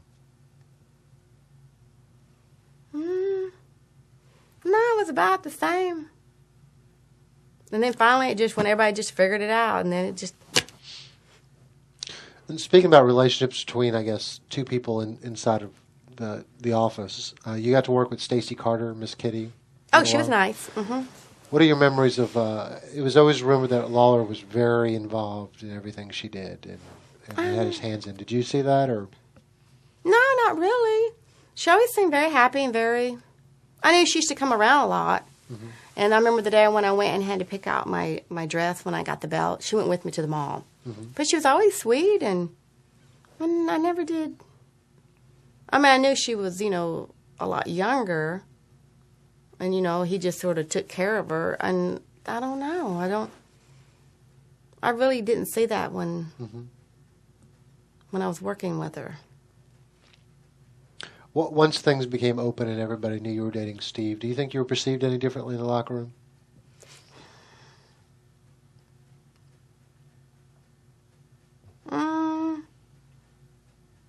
Didn't feel like it. No. I don't think I could imagine a guy like Val Venus, who obviously you were friends with, or Test. They may want to keep more of a distance from you if you're starting to date Steve because they're worried about maybe the position. I think people really didn't talk to me. I could see where they're a little bit more. When I think back, I have to think back on it because when you're back there, you're working so much on what you got to do for your pre-tape, and it's moving so fast. And And you left TV. You married Steve Austin, and you left TV. I guess when he was doing his rehab. Yeah, to take care of him. See, You're soft here. That was the Alabama smarts. They're coming in again. Yeah, so I took off for a year. He wanted me to take off for a year and take care of him, and I was like, okay, I'll do that. And I remember Steve called JR and was like, okay, I want Deborah to be off for a year to take care of me. And JR was like, no, she's the top person, you know? She's so popular. And he was like, well, I want her to take care of me. At the time, did you have any hesitation to leaving TV? Or was it more of like, no? You know, I'm like a hopeless romantic. I was like, you know, I'm thinking, well, I can't do this forever, or sure I'll. And man, I just think back on, they had just did a cutout of me. Oh, the cardboard. Oh, yeah, I just shot for that, and then they went, because I left during that time, and then they were going to put me on that TV guide thing. Mm-hmm. I was like, wow. So I was right there at the top when I left. What other things do you think they had planned for you on camera that Oh, I bet I would have been in a ton of TV. I mean, you know, I was... But they didn't have like a specific person they wanted you to work with, or... No. No, it's just, you know, all the promotional stuff was down the road there, and then I left, and they kept paying me. You know, and I'm living this little dream of, I'm taking care of Steve, and then we're going to get married and everything, you know, blah, blah, blah. And I think it was around this time that he was working on Nash Bridges, too, right? Oh, yeah, so I'm gonna ask you, no one else is going to ask you about Nash Bridges. It just happened to be one of my favorite shows. That Don Johnson is good looking. I am telling you what, I will put that on the record, too. Because I thought he's much better looking in person. I'm like, for all the women out there, Don Johnson is good looking in person. Trust me on this. He's got this, like, strength. And I was like, ooh. But, yeah, it was fun watching him film that. Over in San Fran and in Las Vegas. So that was fun. Mm-hmm. Why did you guys keep delaying the date of your wedding? I think we just delayed it once. Just once? Mm-hmm. I think it wasn't enough time. I had to stop. I had already forgotten about that. That's so funny. I had forgotten. I think we couldn't get everybody in there because, you know, JR came. I forgot what. Yeah, it was like getting it all timed, and then we made the plans to get everyone there on that Saturday. Mm-hmm. And then I went back to work on Monday because I did a photo shoot on Sunday or Monday. Gosh, I have to backtrack my brain. A lot's happened between now and then. I'm like, okay. When you did come back to TV, when Austin came back as well, everybody knew that you were now married and stuff. Was there ever a discussion about possibly keeping you separated and letting you do your thing and letting Austin do his thing, or was it? Well, it was weird. Like when we came back, they didn't want people to know at first that we were married. But mainstream, you know, media had already picked those things up. But I think one of the writers, and that's when I came up with being the lieutenant commissioner. Mm-hmm. And Vince was like, okay. But Steve wasn't really happy on me working with any other guys. A little possessive. So I was sort of stuck there, you know. It's like, this is my character and this is how I make my money. And, you know, I'm like, so then I did the lieutenant commissioner because that was sort of, and that worked really well for a while. And then I think one day. So there's no on-air jealousy with Mick Foley, with Steve Austin, right? So he's okay. Mick, yeah. Oh, Mick is a trip. He is fast, too, boy. Mm-hmm. He's like, you have to really stay alert to get in what you got to say when he's talking. He's really good. Fun to work with. How about your memories of working with the McMahons? I mean, because when you came back and doing the lieutenant commissioner, you got to do a lot of Now, I'll say Vince and the family, they've always been really, really nice to me. Mm-hmm. Really nice to me. And I can't, you know, they've always been just, they've never been, you know, mean to me or anything. They've always been nice to me when I worked there. Talk about the some of the circumstances. I did kiss Vince one time in a house show. Oh, yeah? One time we were in Birmingham. We were in Chicago, See, I was a little embarrassed there too, because that was this is before I even dated Steve Austin. It was when I first started, and I remember they wanted Sable to do it, and Sable wouldn't do it. And they go, fine, we'll just have Deborah. And so then it was this thing, and anyway, Vince, like, I wasn't expecting it. He, like, grabbed me and, like, threw me all the way back and gave me this big kiss, and I was like, I remember, oh my gosh, I was so embarrassed because I was in Chicago, you know, everyone knew I was Steve McMichaels' ex. It was weird because it was like, felt like another hometown for me. Mm-hmm. So that one took me off guard because I knew Vince was going to kiss me, but I thought he was just going to go. Right. Oh, no, Vince doesn't do anything small. Yeah, that startled me for a little bit. When Austin came back, I guess it was initially the plan is to, you know, Rock was like basically took the spot that Austin had in terms of the top level babyface, and it was natural for Austin to come back and maybe rival with The Rock. Was there any discussions or concerns, do you think, with him coming back as a heel, being he was so successful as the babyface when he left?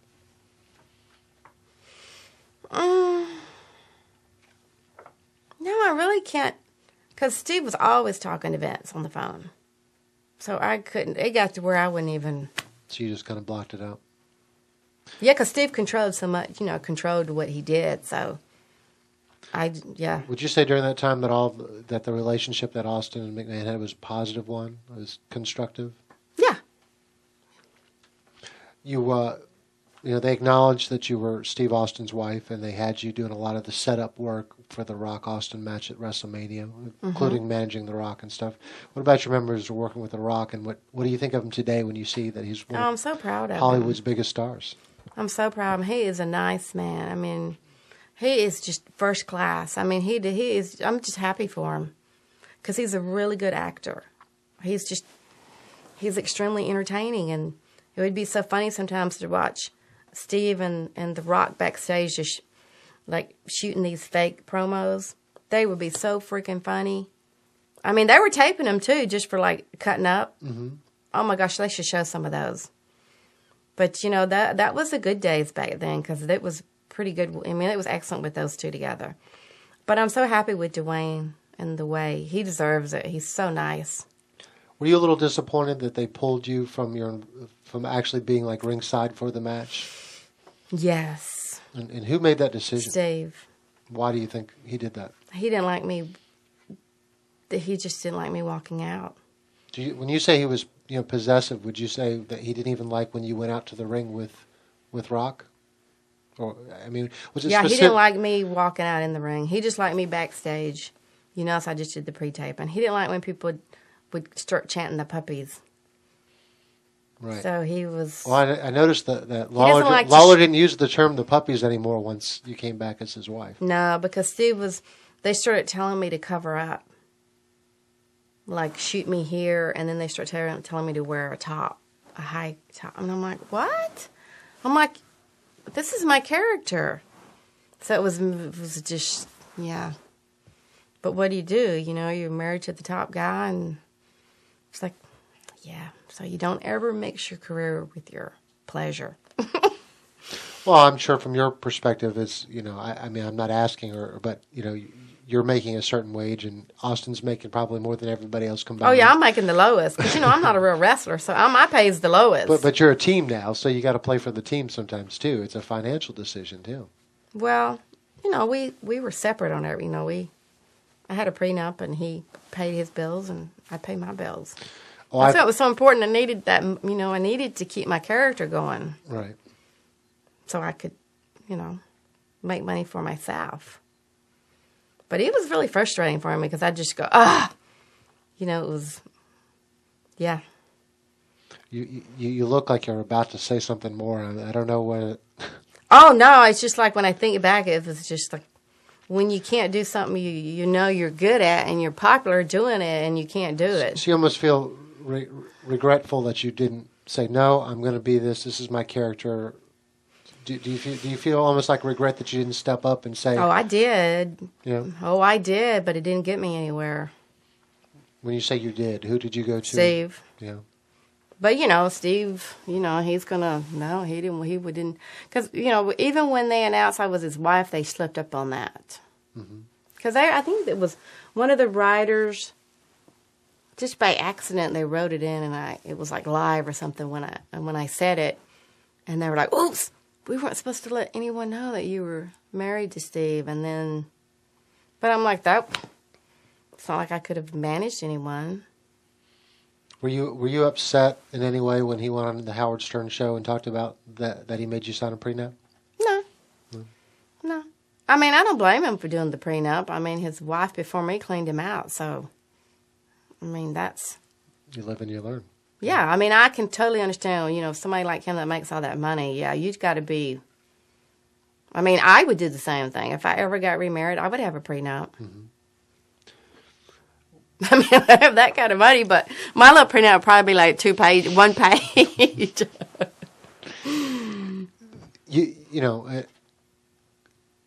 Steve Austin, you said, was very possessive, that he probably didn't want you walking to the ring with anybody else.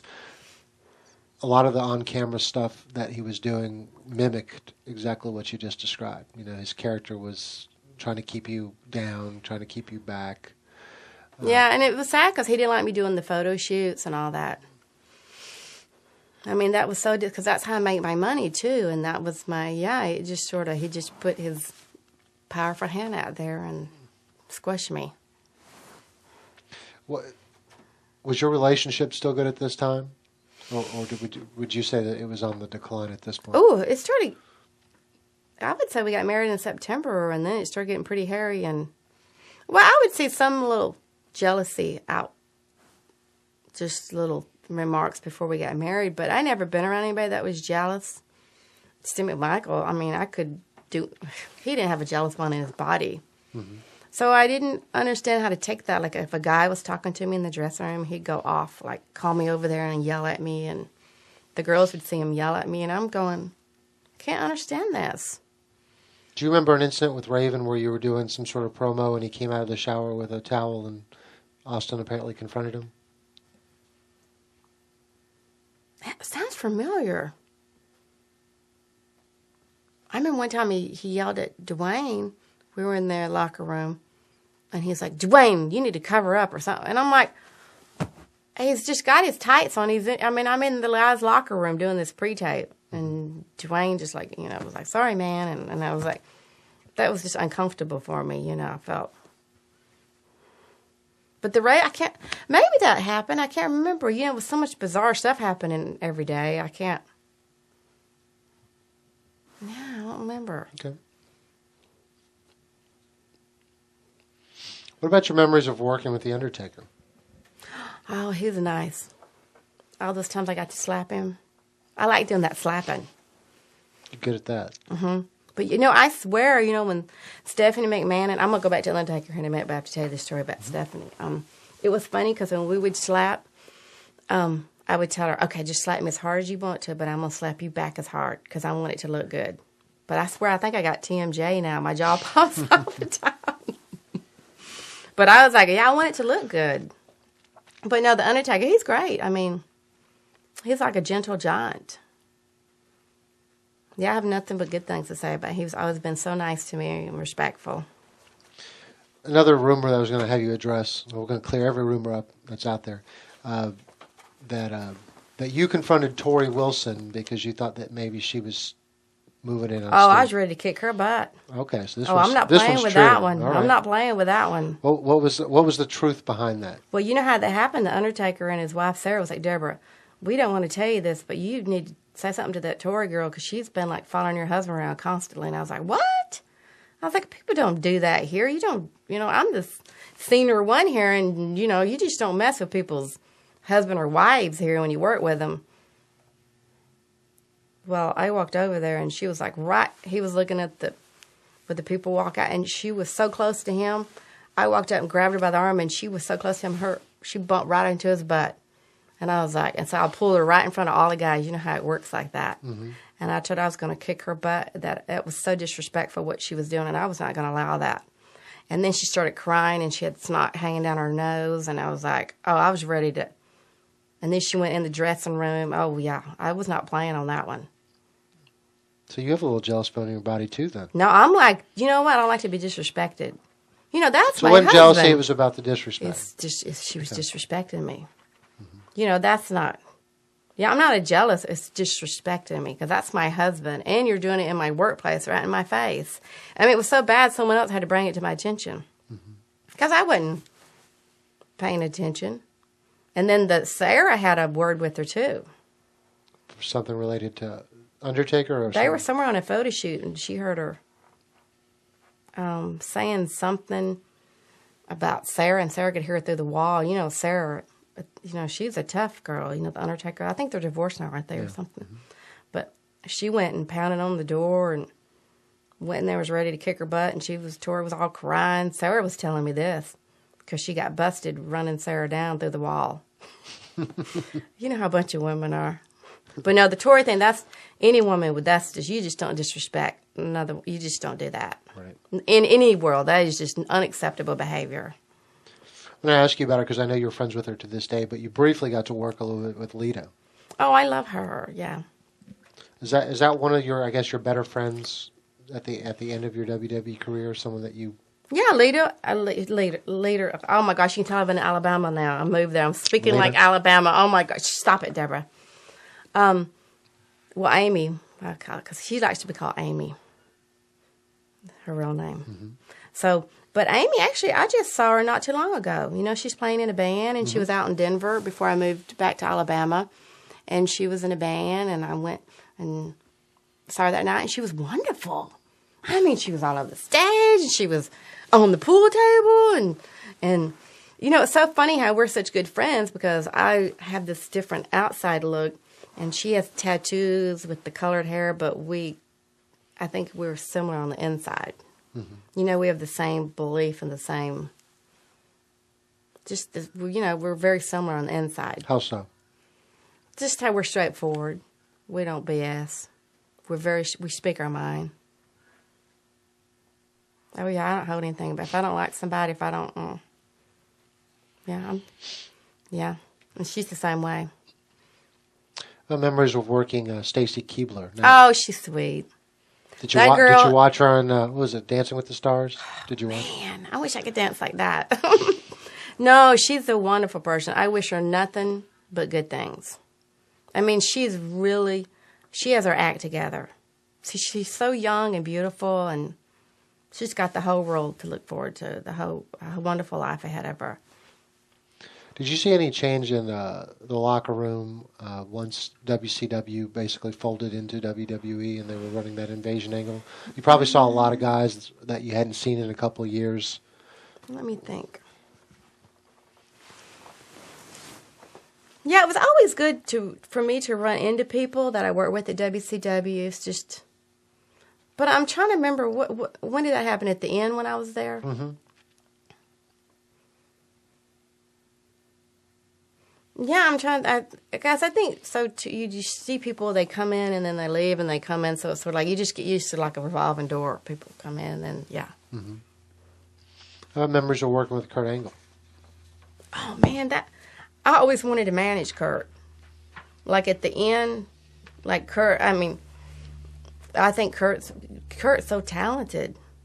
I mean, to accomplish what he did in the past with a gold medal, and then he's wrestling now, and he's still hanging in there. I mean, that's pretty good. But I remember at the end there, oh, man, when I was married to Steve, Kurt and I were talking, and I was wanting to manage him because we would go well together because he's got the All-American, and I always have the All-American look. Mm-hmm. And I didn't, no. Okay, so Kurt Angle. Who else are on the short list of guys that you think you would have had a good chemistry with? Oh, and then one day I saw Scott Steiner. Remember when he came over there, and he's like, Deb, I saw him at the airport. He's like, you know what? I think you need to manage me. And I was like, oh, I wish I could. I said, you need to put it out there. But say I was married to Steve. So I didn't go anywhere. And I would have been great managing Scott because I've known him for such a long time. Mm-hmm. I mean, we go back to the peanut butter days. Remember when he got the peanut butter? Was there ever a discussion when Austin did come back? This is like after WrestleMania of putting you with Austin. About really, I'm thinking is when he came back as a babyface the second time because the heel thing didn't work too long. People love Steve. putting you with him when he was a babyface? Because when he came back that No, he would never allow me to walk out with him. That would never be. He did not like to share his character with a woman. Mm-hmm. So that was not even... What about your memories of working the show following the World Trade Center attack? Oh, we were in Houston, right? Yeah, we were in Houston. You talking about the day when I saw it happen, or that night, or? Well, I think you were the first. I think you were the first live show to go on TV after the World Trade Center. Oh yeah, I remember Steve and I. We were in the hotel, and where were you when we were in Houston? You were in Houston. Okay. Yeah, I remember we were looking at that, and we were like, "Oh my gosh!" And then didn't they cancel the show? And then I think Steve and I went back home to San Antonio for a couple of days, and then we came back, and then they filmed it. Didn't they do that? I don't remember. I don't remember if I thought the World Trade Center was that on a Monday or was it? Might have been. Tuesday. It was a Tuesday. So they did cancel the show. No, they would have. Your next show would have been the following Monday. No, it was a SmackDown. Oh, the SmackDown was the night? Okay. So I don't know if you taped it on a Thursday.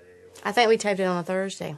Because I think I remember we went back to the ranch and then we came back. Mm-hmm. And then that was just, it's like a creepy feeling because you just don't know if you're going to get bombed somewhere or what, you know? Yeah, that's what I was wondering when around that time, arena, nobody wants to be in a big place with a lot of people. No, like I did think about that. Yeah. I figured, well, if it happens, it'll go fast. Yeah, it was like, I was thinking that I was. Was there any talks of, because they teased it once when Stephanie confronted you of when Triple H was coming back of doing maybe a Stephanie, Triple H, and you and Austin since, both there were relationships there? It would have been a natural fit. Well, what's unfortunate? I didn't really get to have any choice they didn't run anything really by me. It was just like I'd show up and they'd go, okay, Deborah. Because when I married Steve, I didn't really have any control of my character. Mm-hmm.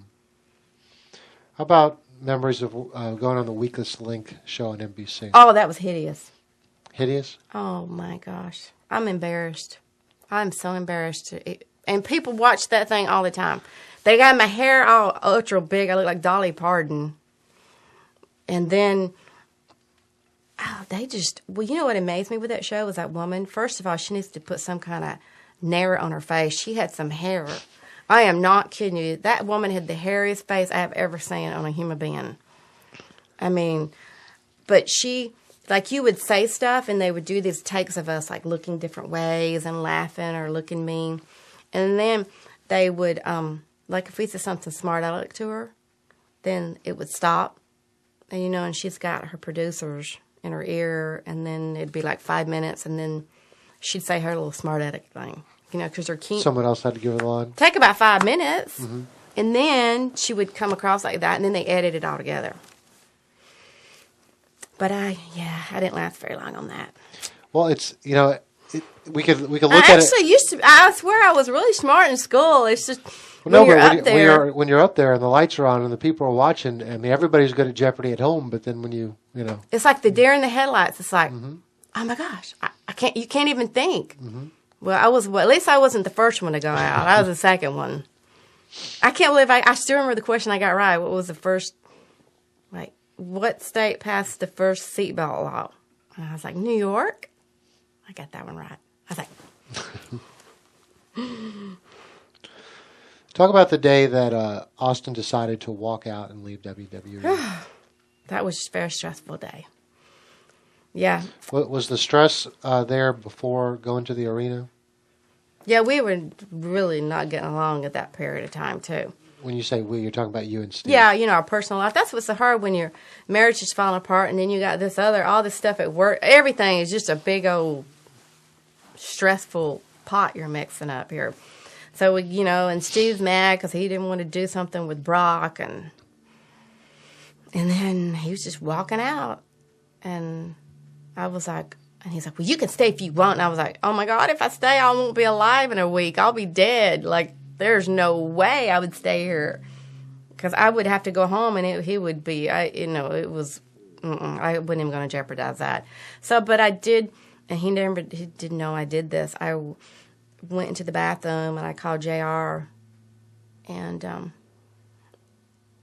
I was like, hey, he's he's leaving. I mean, he's not going to be at the show tonight. And I said, I'm telling you this because I can't let him do it to the fans. You know, it's like you're doing a major live show here, and he's not going to be here, and he's not telling anyone. He's just disappearing. And so I said, y'all better call him right now and try to talk him into some sense. And I said, but you can't say I called you. Why do you think Steve made the decision to walk there? Do you think it was the stress that you and him were having as a married couple? Or do you think he just didn't like the direction? He didn't like the direction. He did not like the direction. Steve was, you know, so in control of his character. He didn't like he didn't want to put Brock over. Mm-hmm. And he was mad about that. Was it justified, though? I mean, in a lot of ways, that's the only thing you do, and that's your moneymaker is your character. And I can understand that. Because, you know, you can't last forever in this business. And one day you do, but you don't want to give it up too soon. So I can totally understand. And one thing I did, I never got into his business with, you know, that was so out of my league. Mm-hmm. And hearing them talk, I'm like, oh my gosh, that is so way out over my head. And I would hear him talk so much, I didn't really digest a whole lot of it. Was there ever a point, even after your divorce from Steve, that you felt like the door was open for you with WWE? Or do you feel like when you walked out that day, it was... No, well, and then that happened, and then the assault happened, but then I knew that was the end of me, pretty much, when I called the police. And then, I was hoping even after the divorce and everything that, I came back and watched the show, and I was like, I'd love to come back if you would. And they're going, well, we'll think about it, but... Mm-hmm. But, Steve, I know Steve would not want me there. At what point did you believe yourself that your marriage with Steve was not going to work? You know what, though? I never gave up on it. Do you think it's because you had some regrets about giving up on your first marriage? Yes. Oh, you're good. Yes. Well, seeing, too, it's like I don't want to... Yeah, I was like, when I got married the second time, I wanted this to be the final one. And I was trying to hang in there like a cat on a tree. I was hanging in, but it didn't... Whew, it was tough. Mm-hmm. I went through some lightning bolts and thunderstorms trying to hang on to that tree. I want to talk a little bit about the incident where you did call the police on Steve. Just trying to get some clarification, because at the time they did the report where you made a statement that you were in disbelief that he hit you. But later in some TV That's because I warned him if he hit me the third time, I was going to have him arrested. So the disbelief was that it was the ultimatum. I was like, Steve, because one thing I'd understood, like domestic abuse, and it was so embarrassing, but now I've healed from it, and I've learned about it a lot, I've worked with Safe House and stuff, and it's just sad, the domestic abuse, because you love this person. I'm still in love with him now, and it's like you it's going to escalate. And it kept getting worse, and I just knew. I knew when I said, if you do it one more time, I had to stick to my guns. It's almost like a parent going, don't do this, and then you don't do anything to the kid. And I knew, it was just getting a little out of hand, so big time out of hand. I'm sure there's lots of relationships out of there that are, there's domestic abuse involved. What did you learn, I guess, looking back on it now? What would you have done differently? I mean, do you think you were wrong? You said embarrassed a little bit, but it's a great a great subject that you can talk about. No, I have no regrets what I did, because I stood my ground, and I had to go take some therapy and stuff, and I even worked with Safe House for a year in Denver to speak to schools and stuff, and it was really interesting to learn about the process of that, and how you're so in love with this person, and you want them. You think it's going to be all better, and two, you're embarrassed, and you don't want to tell people about it. Especially, I'm working, and this is my job too. Mm-hmm. But I just knew, because you had a double whammy. One is you've got the public eye on you, and you don't want that to. You don't. Want people to see I'm married to the top star in this big old $1.5 million home, and I'm having this fairy tale life, and then just on the ground, it's just you and him. You want that marriage to work. Yeah, and then when I made that phone call, I knew, though, when I was really hurt that last time, I was like, that's it, Mm-hmm. I felt that fear factor of, ooh, I think he's going to pop my brain this time. You know, that fear of, I think I'm really going to die this time. And I was like, that's it. I can't. And I knew when I made that phone call, boy, they were there in 5 minutes. And I knew then, oh my gosh, all the embarrassment was going to happen. But you actually never did file charges against Steve, right? Didn't the DA pick up the charges from the state? It was you never filed charges yourself. Yeah, I don't know where that other thing got on. You know what? I waited for a month. So you did file charges after a month? Well, why did you wait 1 month? I waited a month because in Texas, you know, he left when the police came.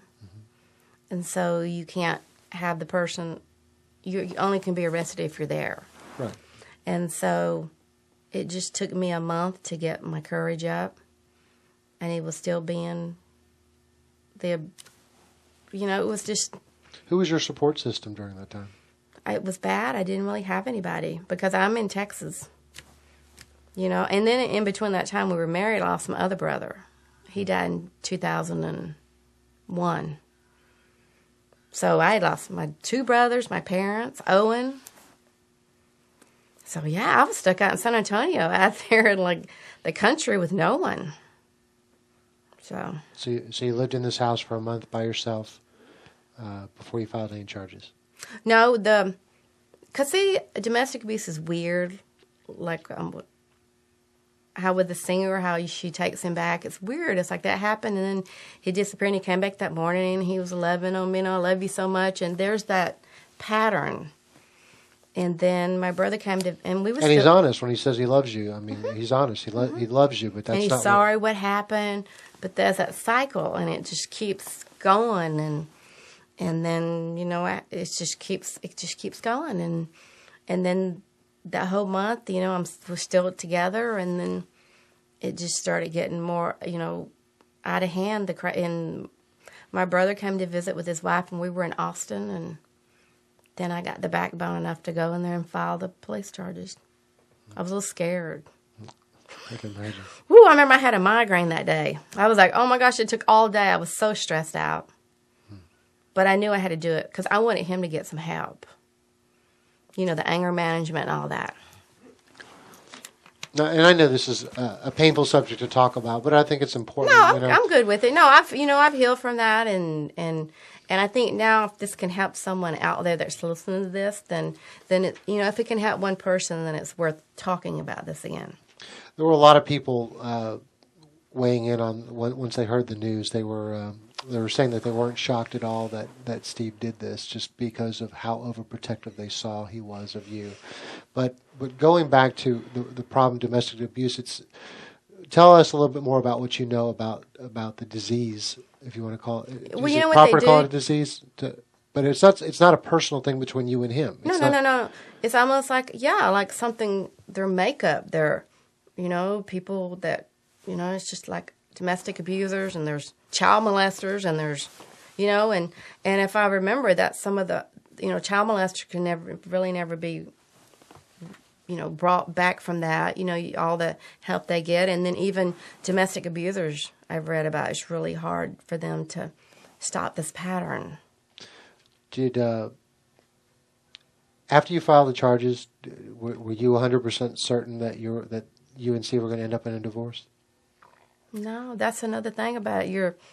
My brain was so scrambled in between, just because of what they do. They beat your self-esteem down, and I'm taken away from my family. I'm all the way in San Antonio, and he didn't really like me talking on the phone to people, and so I was like isolated.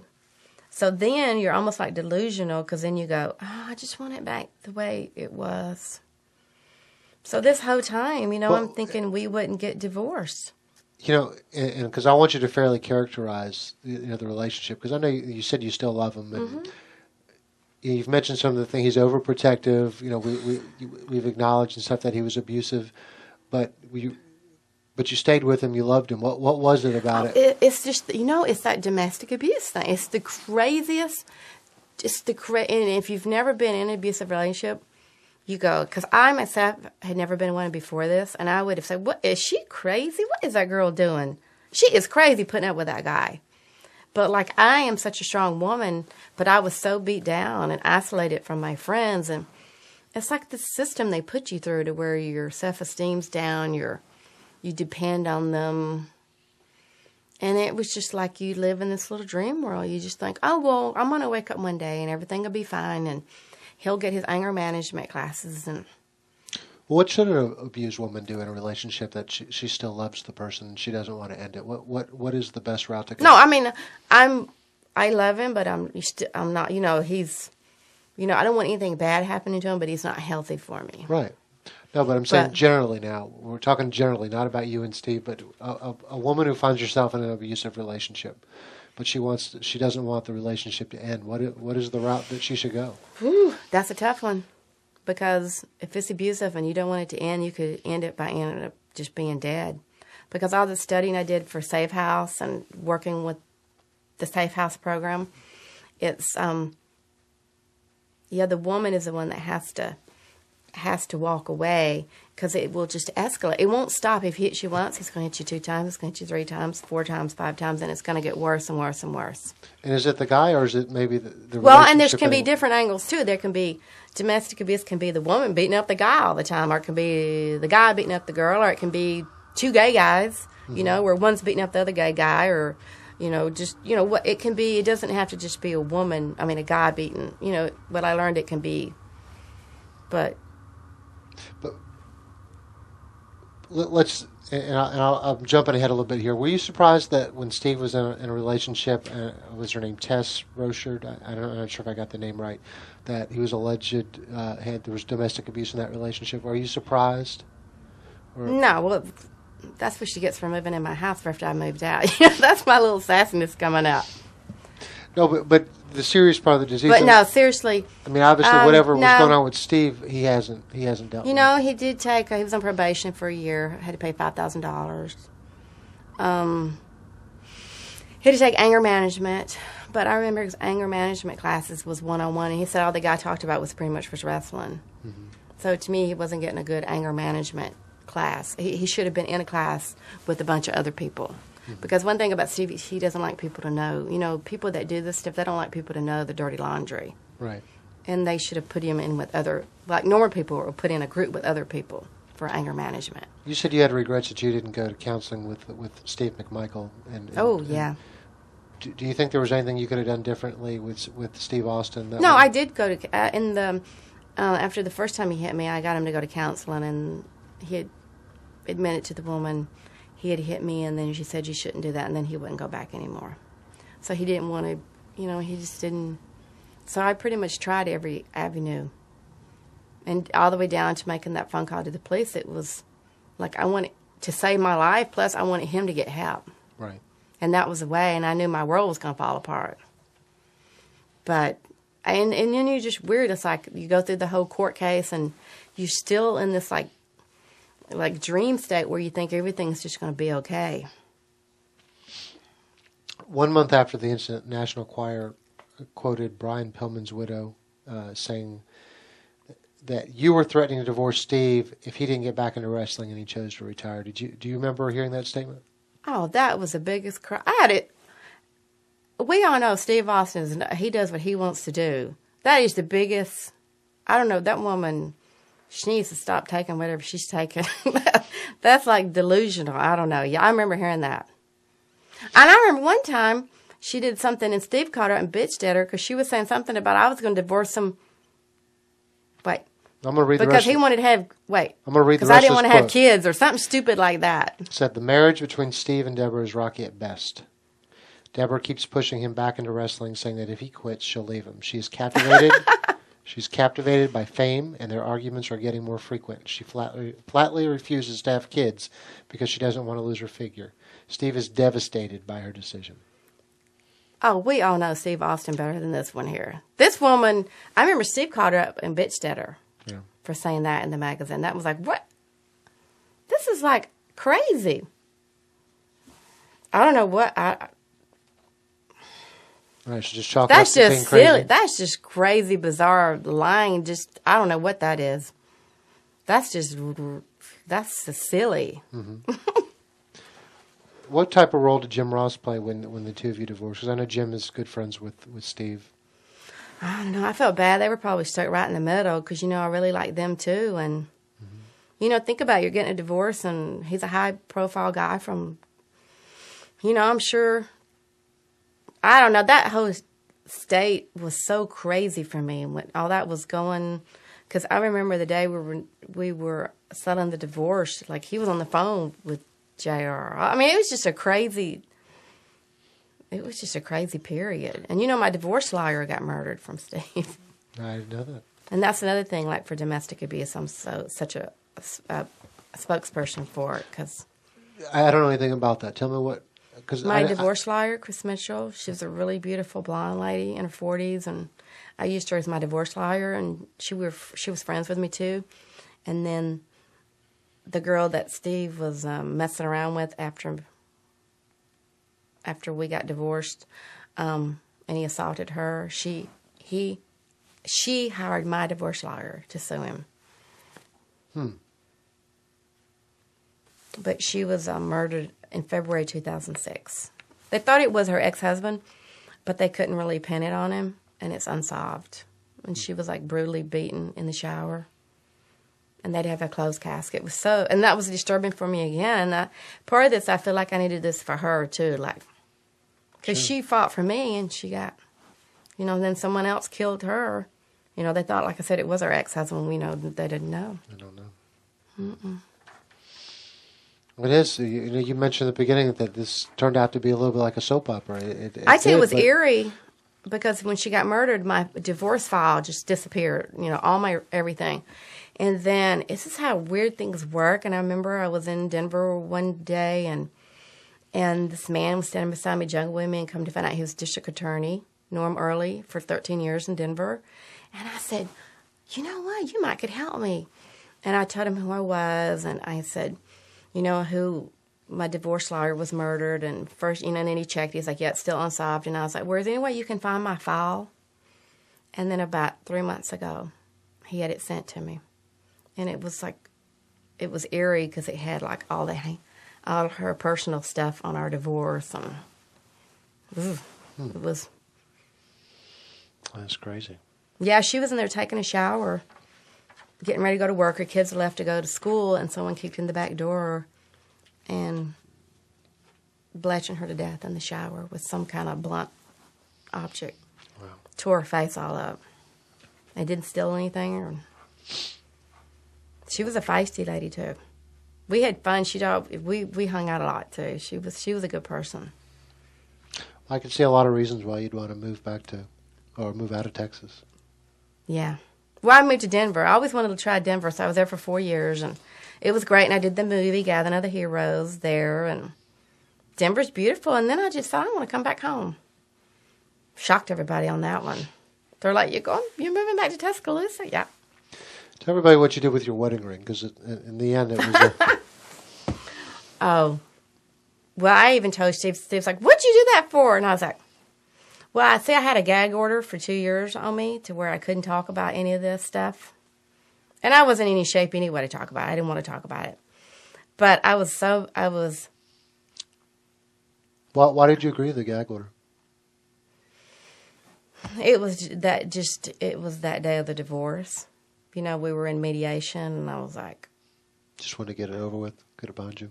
Yeah, you know what? I was a wreck. I was not, it took me, domestic abuse, and you lose your job, everything all tied in. It was a mess. So, yeah, just, I remember Steve was like, he was like, I can't believe you had that on there. And I purposely did that because, it was like for the safe house, because I wanted people to know about the abuse and I couldn't say it because I had the gag order. Mm-hmm. But then Steve was like, I can't believe you did that. So you sold the wedding ring on eBay, and the money that was raised went to the safe house. Well, you know what? It never sold on eBay. It didn't? Mm-mm. The person didn't pay? No, it was never. It was some weird offers. No, I ended up selling it to someone else. Okay. But my jeweler just did, yeah. But it was some weird offers, and you have to be careful with that kind of stuff because, you can get some Steve, Sure. You got this $40,000 ring and you're going to go meet somebody, then you might disappear. And my jeweler had it, so he was the one responsible for it. But then it was just too, and I just did that to put the safe house out there. And she was like, I can't believe you did that. And I was like, he's like, yeah, I can believe you did it. And you talked to Steve after you were divorced, didn't you? Oh, yeah. I mean, we still saw each other a bunch, which was not healthy because, it's messing with my head. So, yeah, I talked to him about a year or so ago. And what made you cut off the communication? That whole, when I started talking about all this, with the Chris Benoit murders and all that. Mm-hmm. But, that's something I felt I had to do for Nancy because I felt guilty. Again, I felt like I should have spoke out earlier, that maybe it would have been a little bit awareness of just domestic abuse, and Chris, I'm just, I thought he was the nicest guy too. I mean, I've known these people since 1995. So I felt like I had to speak out at this time to just, if I could touch one person, I know I got a lot of heat on it, but I'm not scared of people. They're going to say bad things about me. They're going to say good things about me. And if I could have made one good thing, help one person out of this, then it's worth it. But boy, it was. Whew. So you got a lot of negative attention from people inside the wrestling community after going on those shows. Because you know how it is in this. You don't really. You're not supposed to talk about this stuff. Mm-hmm. But I felt like it was. I felt really guilty that I didn't speak out sooner. Maybe it would have, because my guilt. I feel like maybe Nancy would have called me up and said, Deborah, you've dealt with this. This is going on. Can you tell me? Maybe something could have changed something. Mm-hmm. Yeah, because you've got to think that. Because I'm married to the top guy and this happened to him. Maybe that would have, see if I'd have spoke out sooner. You know that it's happening somewhere. You just no one just, you're not going to talk about that. It's not public. Yeah, it happens all the time. I mean, it's just amazing. I mean, just the other day, I was in Alabama, and there was this pickup truck driving down the road, and this guy was trying to push the girl out, and I was like, oh! And then he pushes her out, and she jumps out, and I stop, and I'm like, are you okay? And she's pregnant, and a lot of domestic abuse happens to pregnant people, too. And she was crying, and she's like, oh, I'm so sorry, I don't want to bother anybody, because, see, she's in that beat down, and I know not, and I'm like, were you okay? And did he hurt you? And she had some whelps on her faces. And she's like, I'm okay. And I was like, you sure you don't get in the car? But I know you can't push someone in that situation because if I were to pick her up and then she goes back to him, he might kill her. And then I would have caused a death. So then I just said, well, you sure you're okay? And she just kept apologizing. I don't want to bother anybody. I'm so sorry. And then here he comes down the road. And so I was like, ah. So, I started to call the police. But then again, he may end up killing her after. So it's like she has to be the one that's willing. I mean, with all the stuff you're telling me, it's almost like you have a calling to be a spokesperson for this, It was just crazy, yeah. Maybe things happen for a reason. I always believe in that direction, too, Can you separate specifically with Steve and basically I want to talk about it in the context with Benoit because a lot of people linked the domestic abuse to steroids. Do you think, based on what you've seen, and you lived through an NFL career, you've lived through a pro wrestler's career, do you think steroids and domestic abuse are that closely connected? Yeah, I do. I mean, I don't. Some people have, they have that problem when they don't take steroids, but I definitely, because Timmy and Michael didn't take the steroids. He's just strong, and he was a gentle giant. I could, because I do have that sassy Southern Belle attitude. Mm-hmm. And he never would he would just let me rant and rave. Never. He would never. He would just sit, he would never even raise a hand at me, nothing. And I definitely can see with the steroids how you're dealing with this, it's just sad because, I think they're good people. It's just, this is a chemical that makes them just with their anger. And I can understand the vicious cycle. You know, you're in this business and you have to look good. And if you don't keep your body up, and it's even bodybuilders that take it, it's a very addictive because, you know, you look good. Mm-hmm. You know, so it's yeah, I definitely linked that stuff together. A lot of debate was talked about with Vince McMahon and how responsible Vince McMahon is as basically the owner of the company. And perpetuating the stereotypes that wrestlers have to have these great bodies and stuff. What is your stance, and how much blame does somebody who owns a company like Vince McMahon owns, how much responsibility do they have? See, I think, and I have to stick to my guns on that. I do. I think he has tightened it up a bit from what it was. But it's just sad because I know these guys, this is what they have to do to make a living and to pay their bills. And, you know, he's really smart, you know, makes everybody independent contractors. And I really wish, you know, he would, because I feel bad for the guys now that get older and then they, you know, they don't have any retirement and they don't have any health insurance. And I really wish he would, you know, do that for the guys that are crippled now and they can't, you know, keep their bodies in shape like they used to. Even though the steroids, years of taking that will just tear you apart eventually. Because it just, but then again, you know, he's a business guy. You know, it's not a good business move to. Well, it seems like this, and we'll call it a problem because, you know, it's something that is debated. A lot of people have different views on it. It seems almost like the model that Vince McMahon has to use in order to succeed is going to have this effect on people. It's going to require them to use steroids, and it's just... No, I know people have been concerned about that because, yeah, they got such perfect bodies. And, you know, little kids look at that too, and I think it's a vicious cycle. Do you regret, or do you feel like any of those appearances you made on TV that were connected to the Benoit tragedy, do you think any of those people treated the subject unfairly or took advantage of the fact that you were willing to talk about domestic abuse? Like when I was on Hannity and Combs and all that? Mm-hmm. No, you know, they're a newspaper. You know, this is what they get paid to do. And I'm one thing I did notice with Fox News, I really enjoyed working with Fox because they don't edit anything. Mm-hmm. They just tell it the way it is, and because what I was saying was the truth. You know, it was very passionate to me because it was touched me so much with the death of Nancy and her little boy, and even Chris's death, and it touched home with me. So it was hitting all my. It was very upsetting to me. How frustrated are you being that no matter how many times you explain what happened and you understand the disease, you know, you're always going to be the wife of Steve Austin in something like this. And Steve Austin sold millions of T-shirts, and no matter what you say or do, a lot of people are just not going to accept what happened. No, because they don't want to believe it. You know, But I feel like at this point in time, all I can do, because I feel like I really need to try to help someone what happened to me.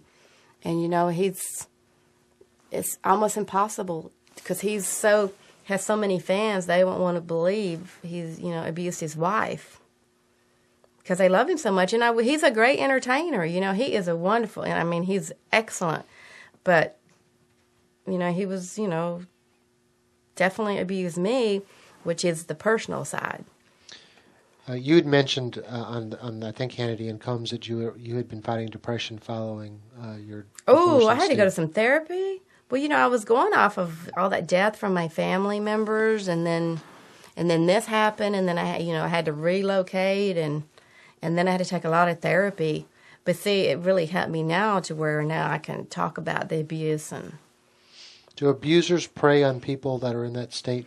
You know, I have heard that too. I've heard that they can pick because I was very vulnerable. I was wanting a family unit so bad because everyone around me had died. And when you say family unit, were you looking to have kids at any point? Oh, no, not like, no, and he had 2 kids, you know. Mm-hmm. I'm talking about like a stable, you know, I'd gotten a divorce from Steve McMichaels in 98, and then, you know, my mom, my dad died, my brother died, and then Owen died. So, you know, it was just, I think I was looking, too, for a nice stable. And I was pretty controllable. Did you You reach know, out? like whatever she wanted to do, I'd do. Okay, let's go. Okay. Did you reach out to Hannity and Combs, or did they find you to talk about this subject? No, you know what happened when it first happened with all that craziness? Oh, and I was just devastated to hear that on the news, and I cried, and I was like, okay, today's the day I'm going to speak out, and I know I'm going to catch slack. You know, I am going to catch it from everybody in wrestling. But I was like believing in my cause and what had happened to me, and if I could help someone. So then I called the local Fox channel in Denver, and that's when it just went, oh my gosh, it just went, because it just, you know, and How quickly from when you made that phone call were you on TV? 3 hours later, Good Morning America was out there, and then Fox was out there, and then it was overwhelming for me because I was getting all these phone calls from all these talk shows and all this, and I was just like, you know, I was like, okay, this is a little bit, I'm not used to handling my own people actually calling me, and then I was trying to decide what shows to do, and then which ones that would make the biggest difference, and whew. When was the last time you talked to Nancy? Oh, I saw her at WWE. Yep. That was the last time. After you were married? Yeah. Mm-hmm. Do you have any, I mean, you probably weren't on close enough friendship level with her to share some of the stuff that might have been happening at your home. But see, But can you spot somebody that might be in an abusive relationship? No. No, because you cover it. Like, no one would have known. Well, no, people at work would have known because of, you know, some of the bruises and stuff on me. But you can cover it so good because you don't want people to know. Because you're embarrassed. You know, this stuff doesn't happen to you. It happens to everybody else. So you just sort of don't tell people. You know, you just act like everything's great and fine and happy. It's been about, I think, 6 years since you've been on TV. Do you miss it? You know what? I miss walking out in front of that crowd because that is so fun and everyone's chanting for you. But, you know I can't do that forever. And so, yeah, it was a part of my life, you know. If I ever got to go back and do something else here or there, that would be wonderful. But, you know, I'm an entertainer. It'll always be in my blood because I'm trained in the theater at Lee Strasberg. So I just love being in front of people on a stage or whatever. Did they contact you about appearing at WrestleMania 25? I think one of the newspapers in England had mentioned that they had contacted you about being in a battle royal. No. Because I think Marvin even sent out a press release saying that wasn't true, yeah. What have you been up to since you've left wrestling? Let's see. Well, I laid low for a while, just, you know, moved to Austin. Then I moved to Denver, and then I just got through filming that movie. I started doing a movie called Gathering of the Heroes. It's a medieval movie. And I actually wear pretty much no makeup. My hair's my natural color brown, and I had to learn how to fight with a sword. And it's like a Lord of the Rings, and it's we have these superpowers, and mine is strength, and it's pretty fun. Were you actively looking to get back into acting, or was this a role that just? No, I had an agent in Denver, and I'll always, you know, go out for auditions and try things, and it's so funny because my dream was always to be a soap star when I started studying acting years ago. Mm-hmm. But like I said, now my life is like a soap opera. Whew, I'd be careful what you wish for, I guess. Considering your friendship with Jeff Jarrett, was there ever contact made about appearing for TNA? Actually, my agent, Marvin, he did contact TNA, but we haven't heard back yet. Just recently. So getting into wrestling is not something that's off your list? No.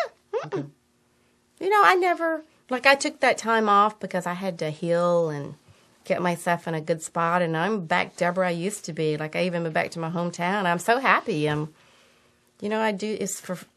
enjoying doing this, so it's like, yeah, if I was offered that, that would be fun. Sure would. I would be a good, like, sassy female over there. Keep all those other women straight.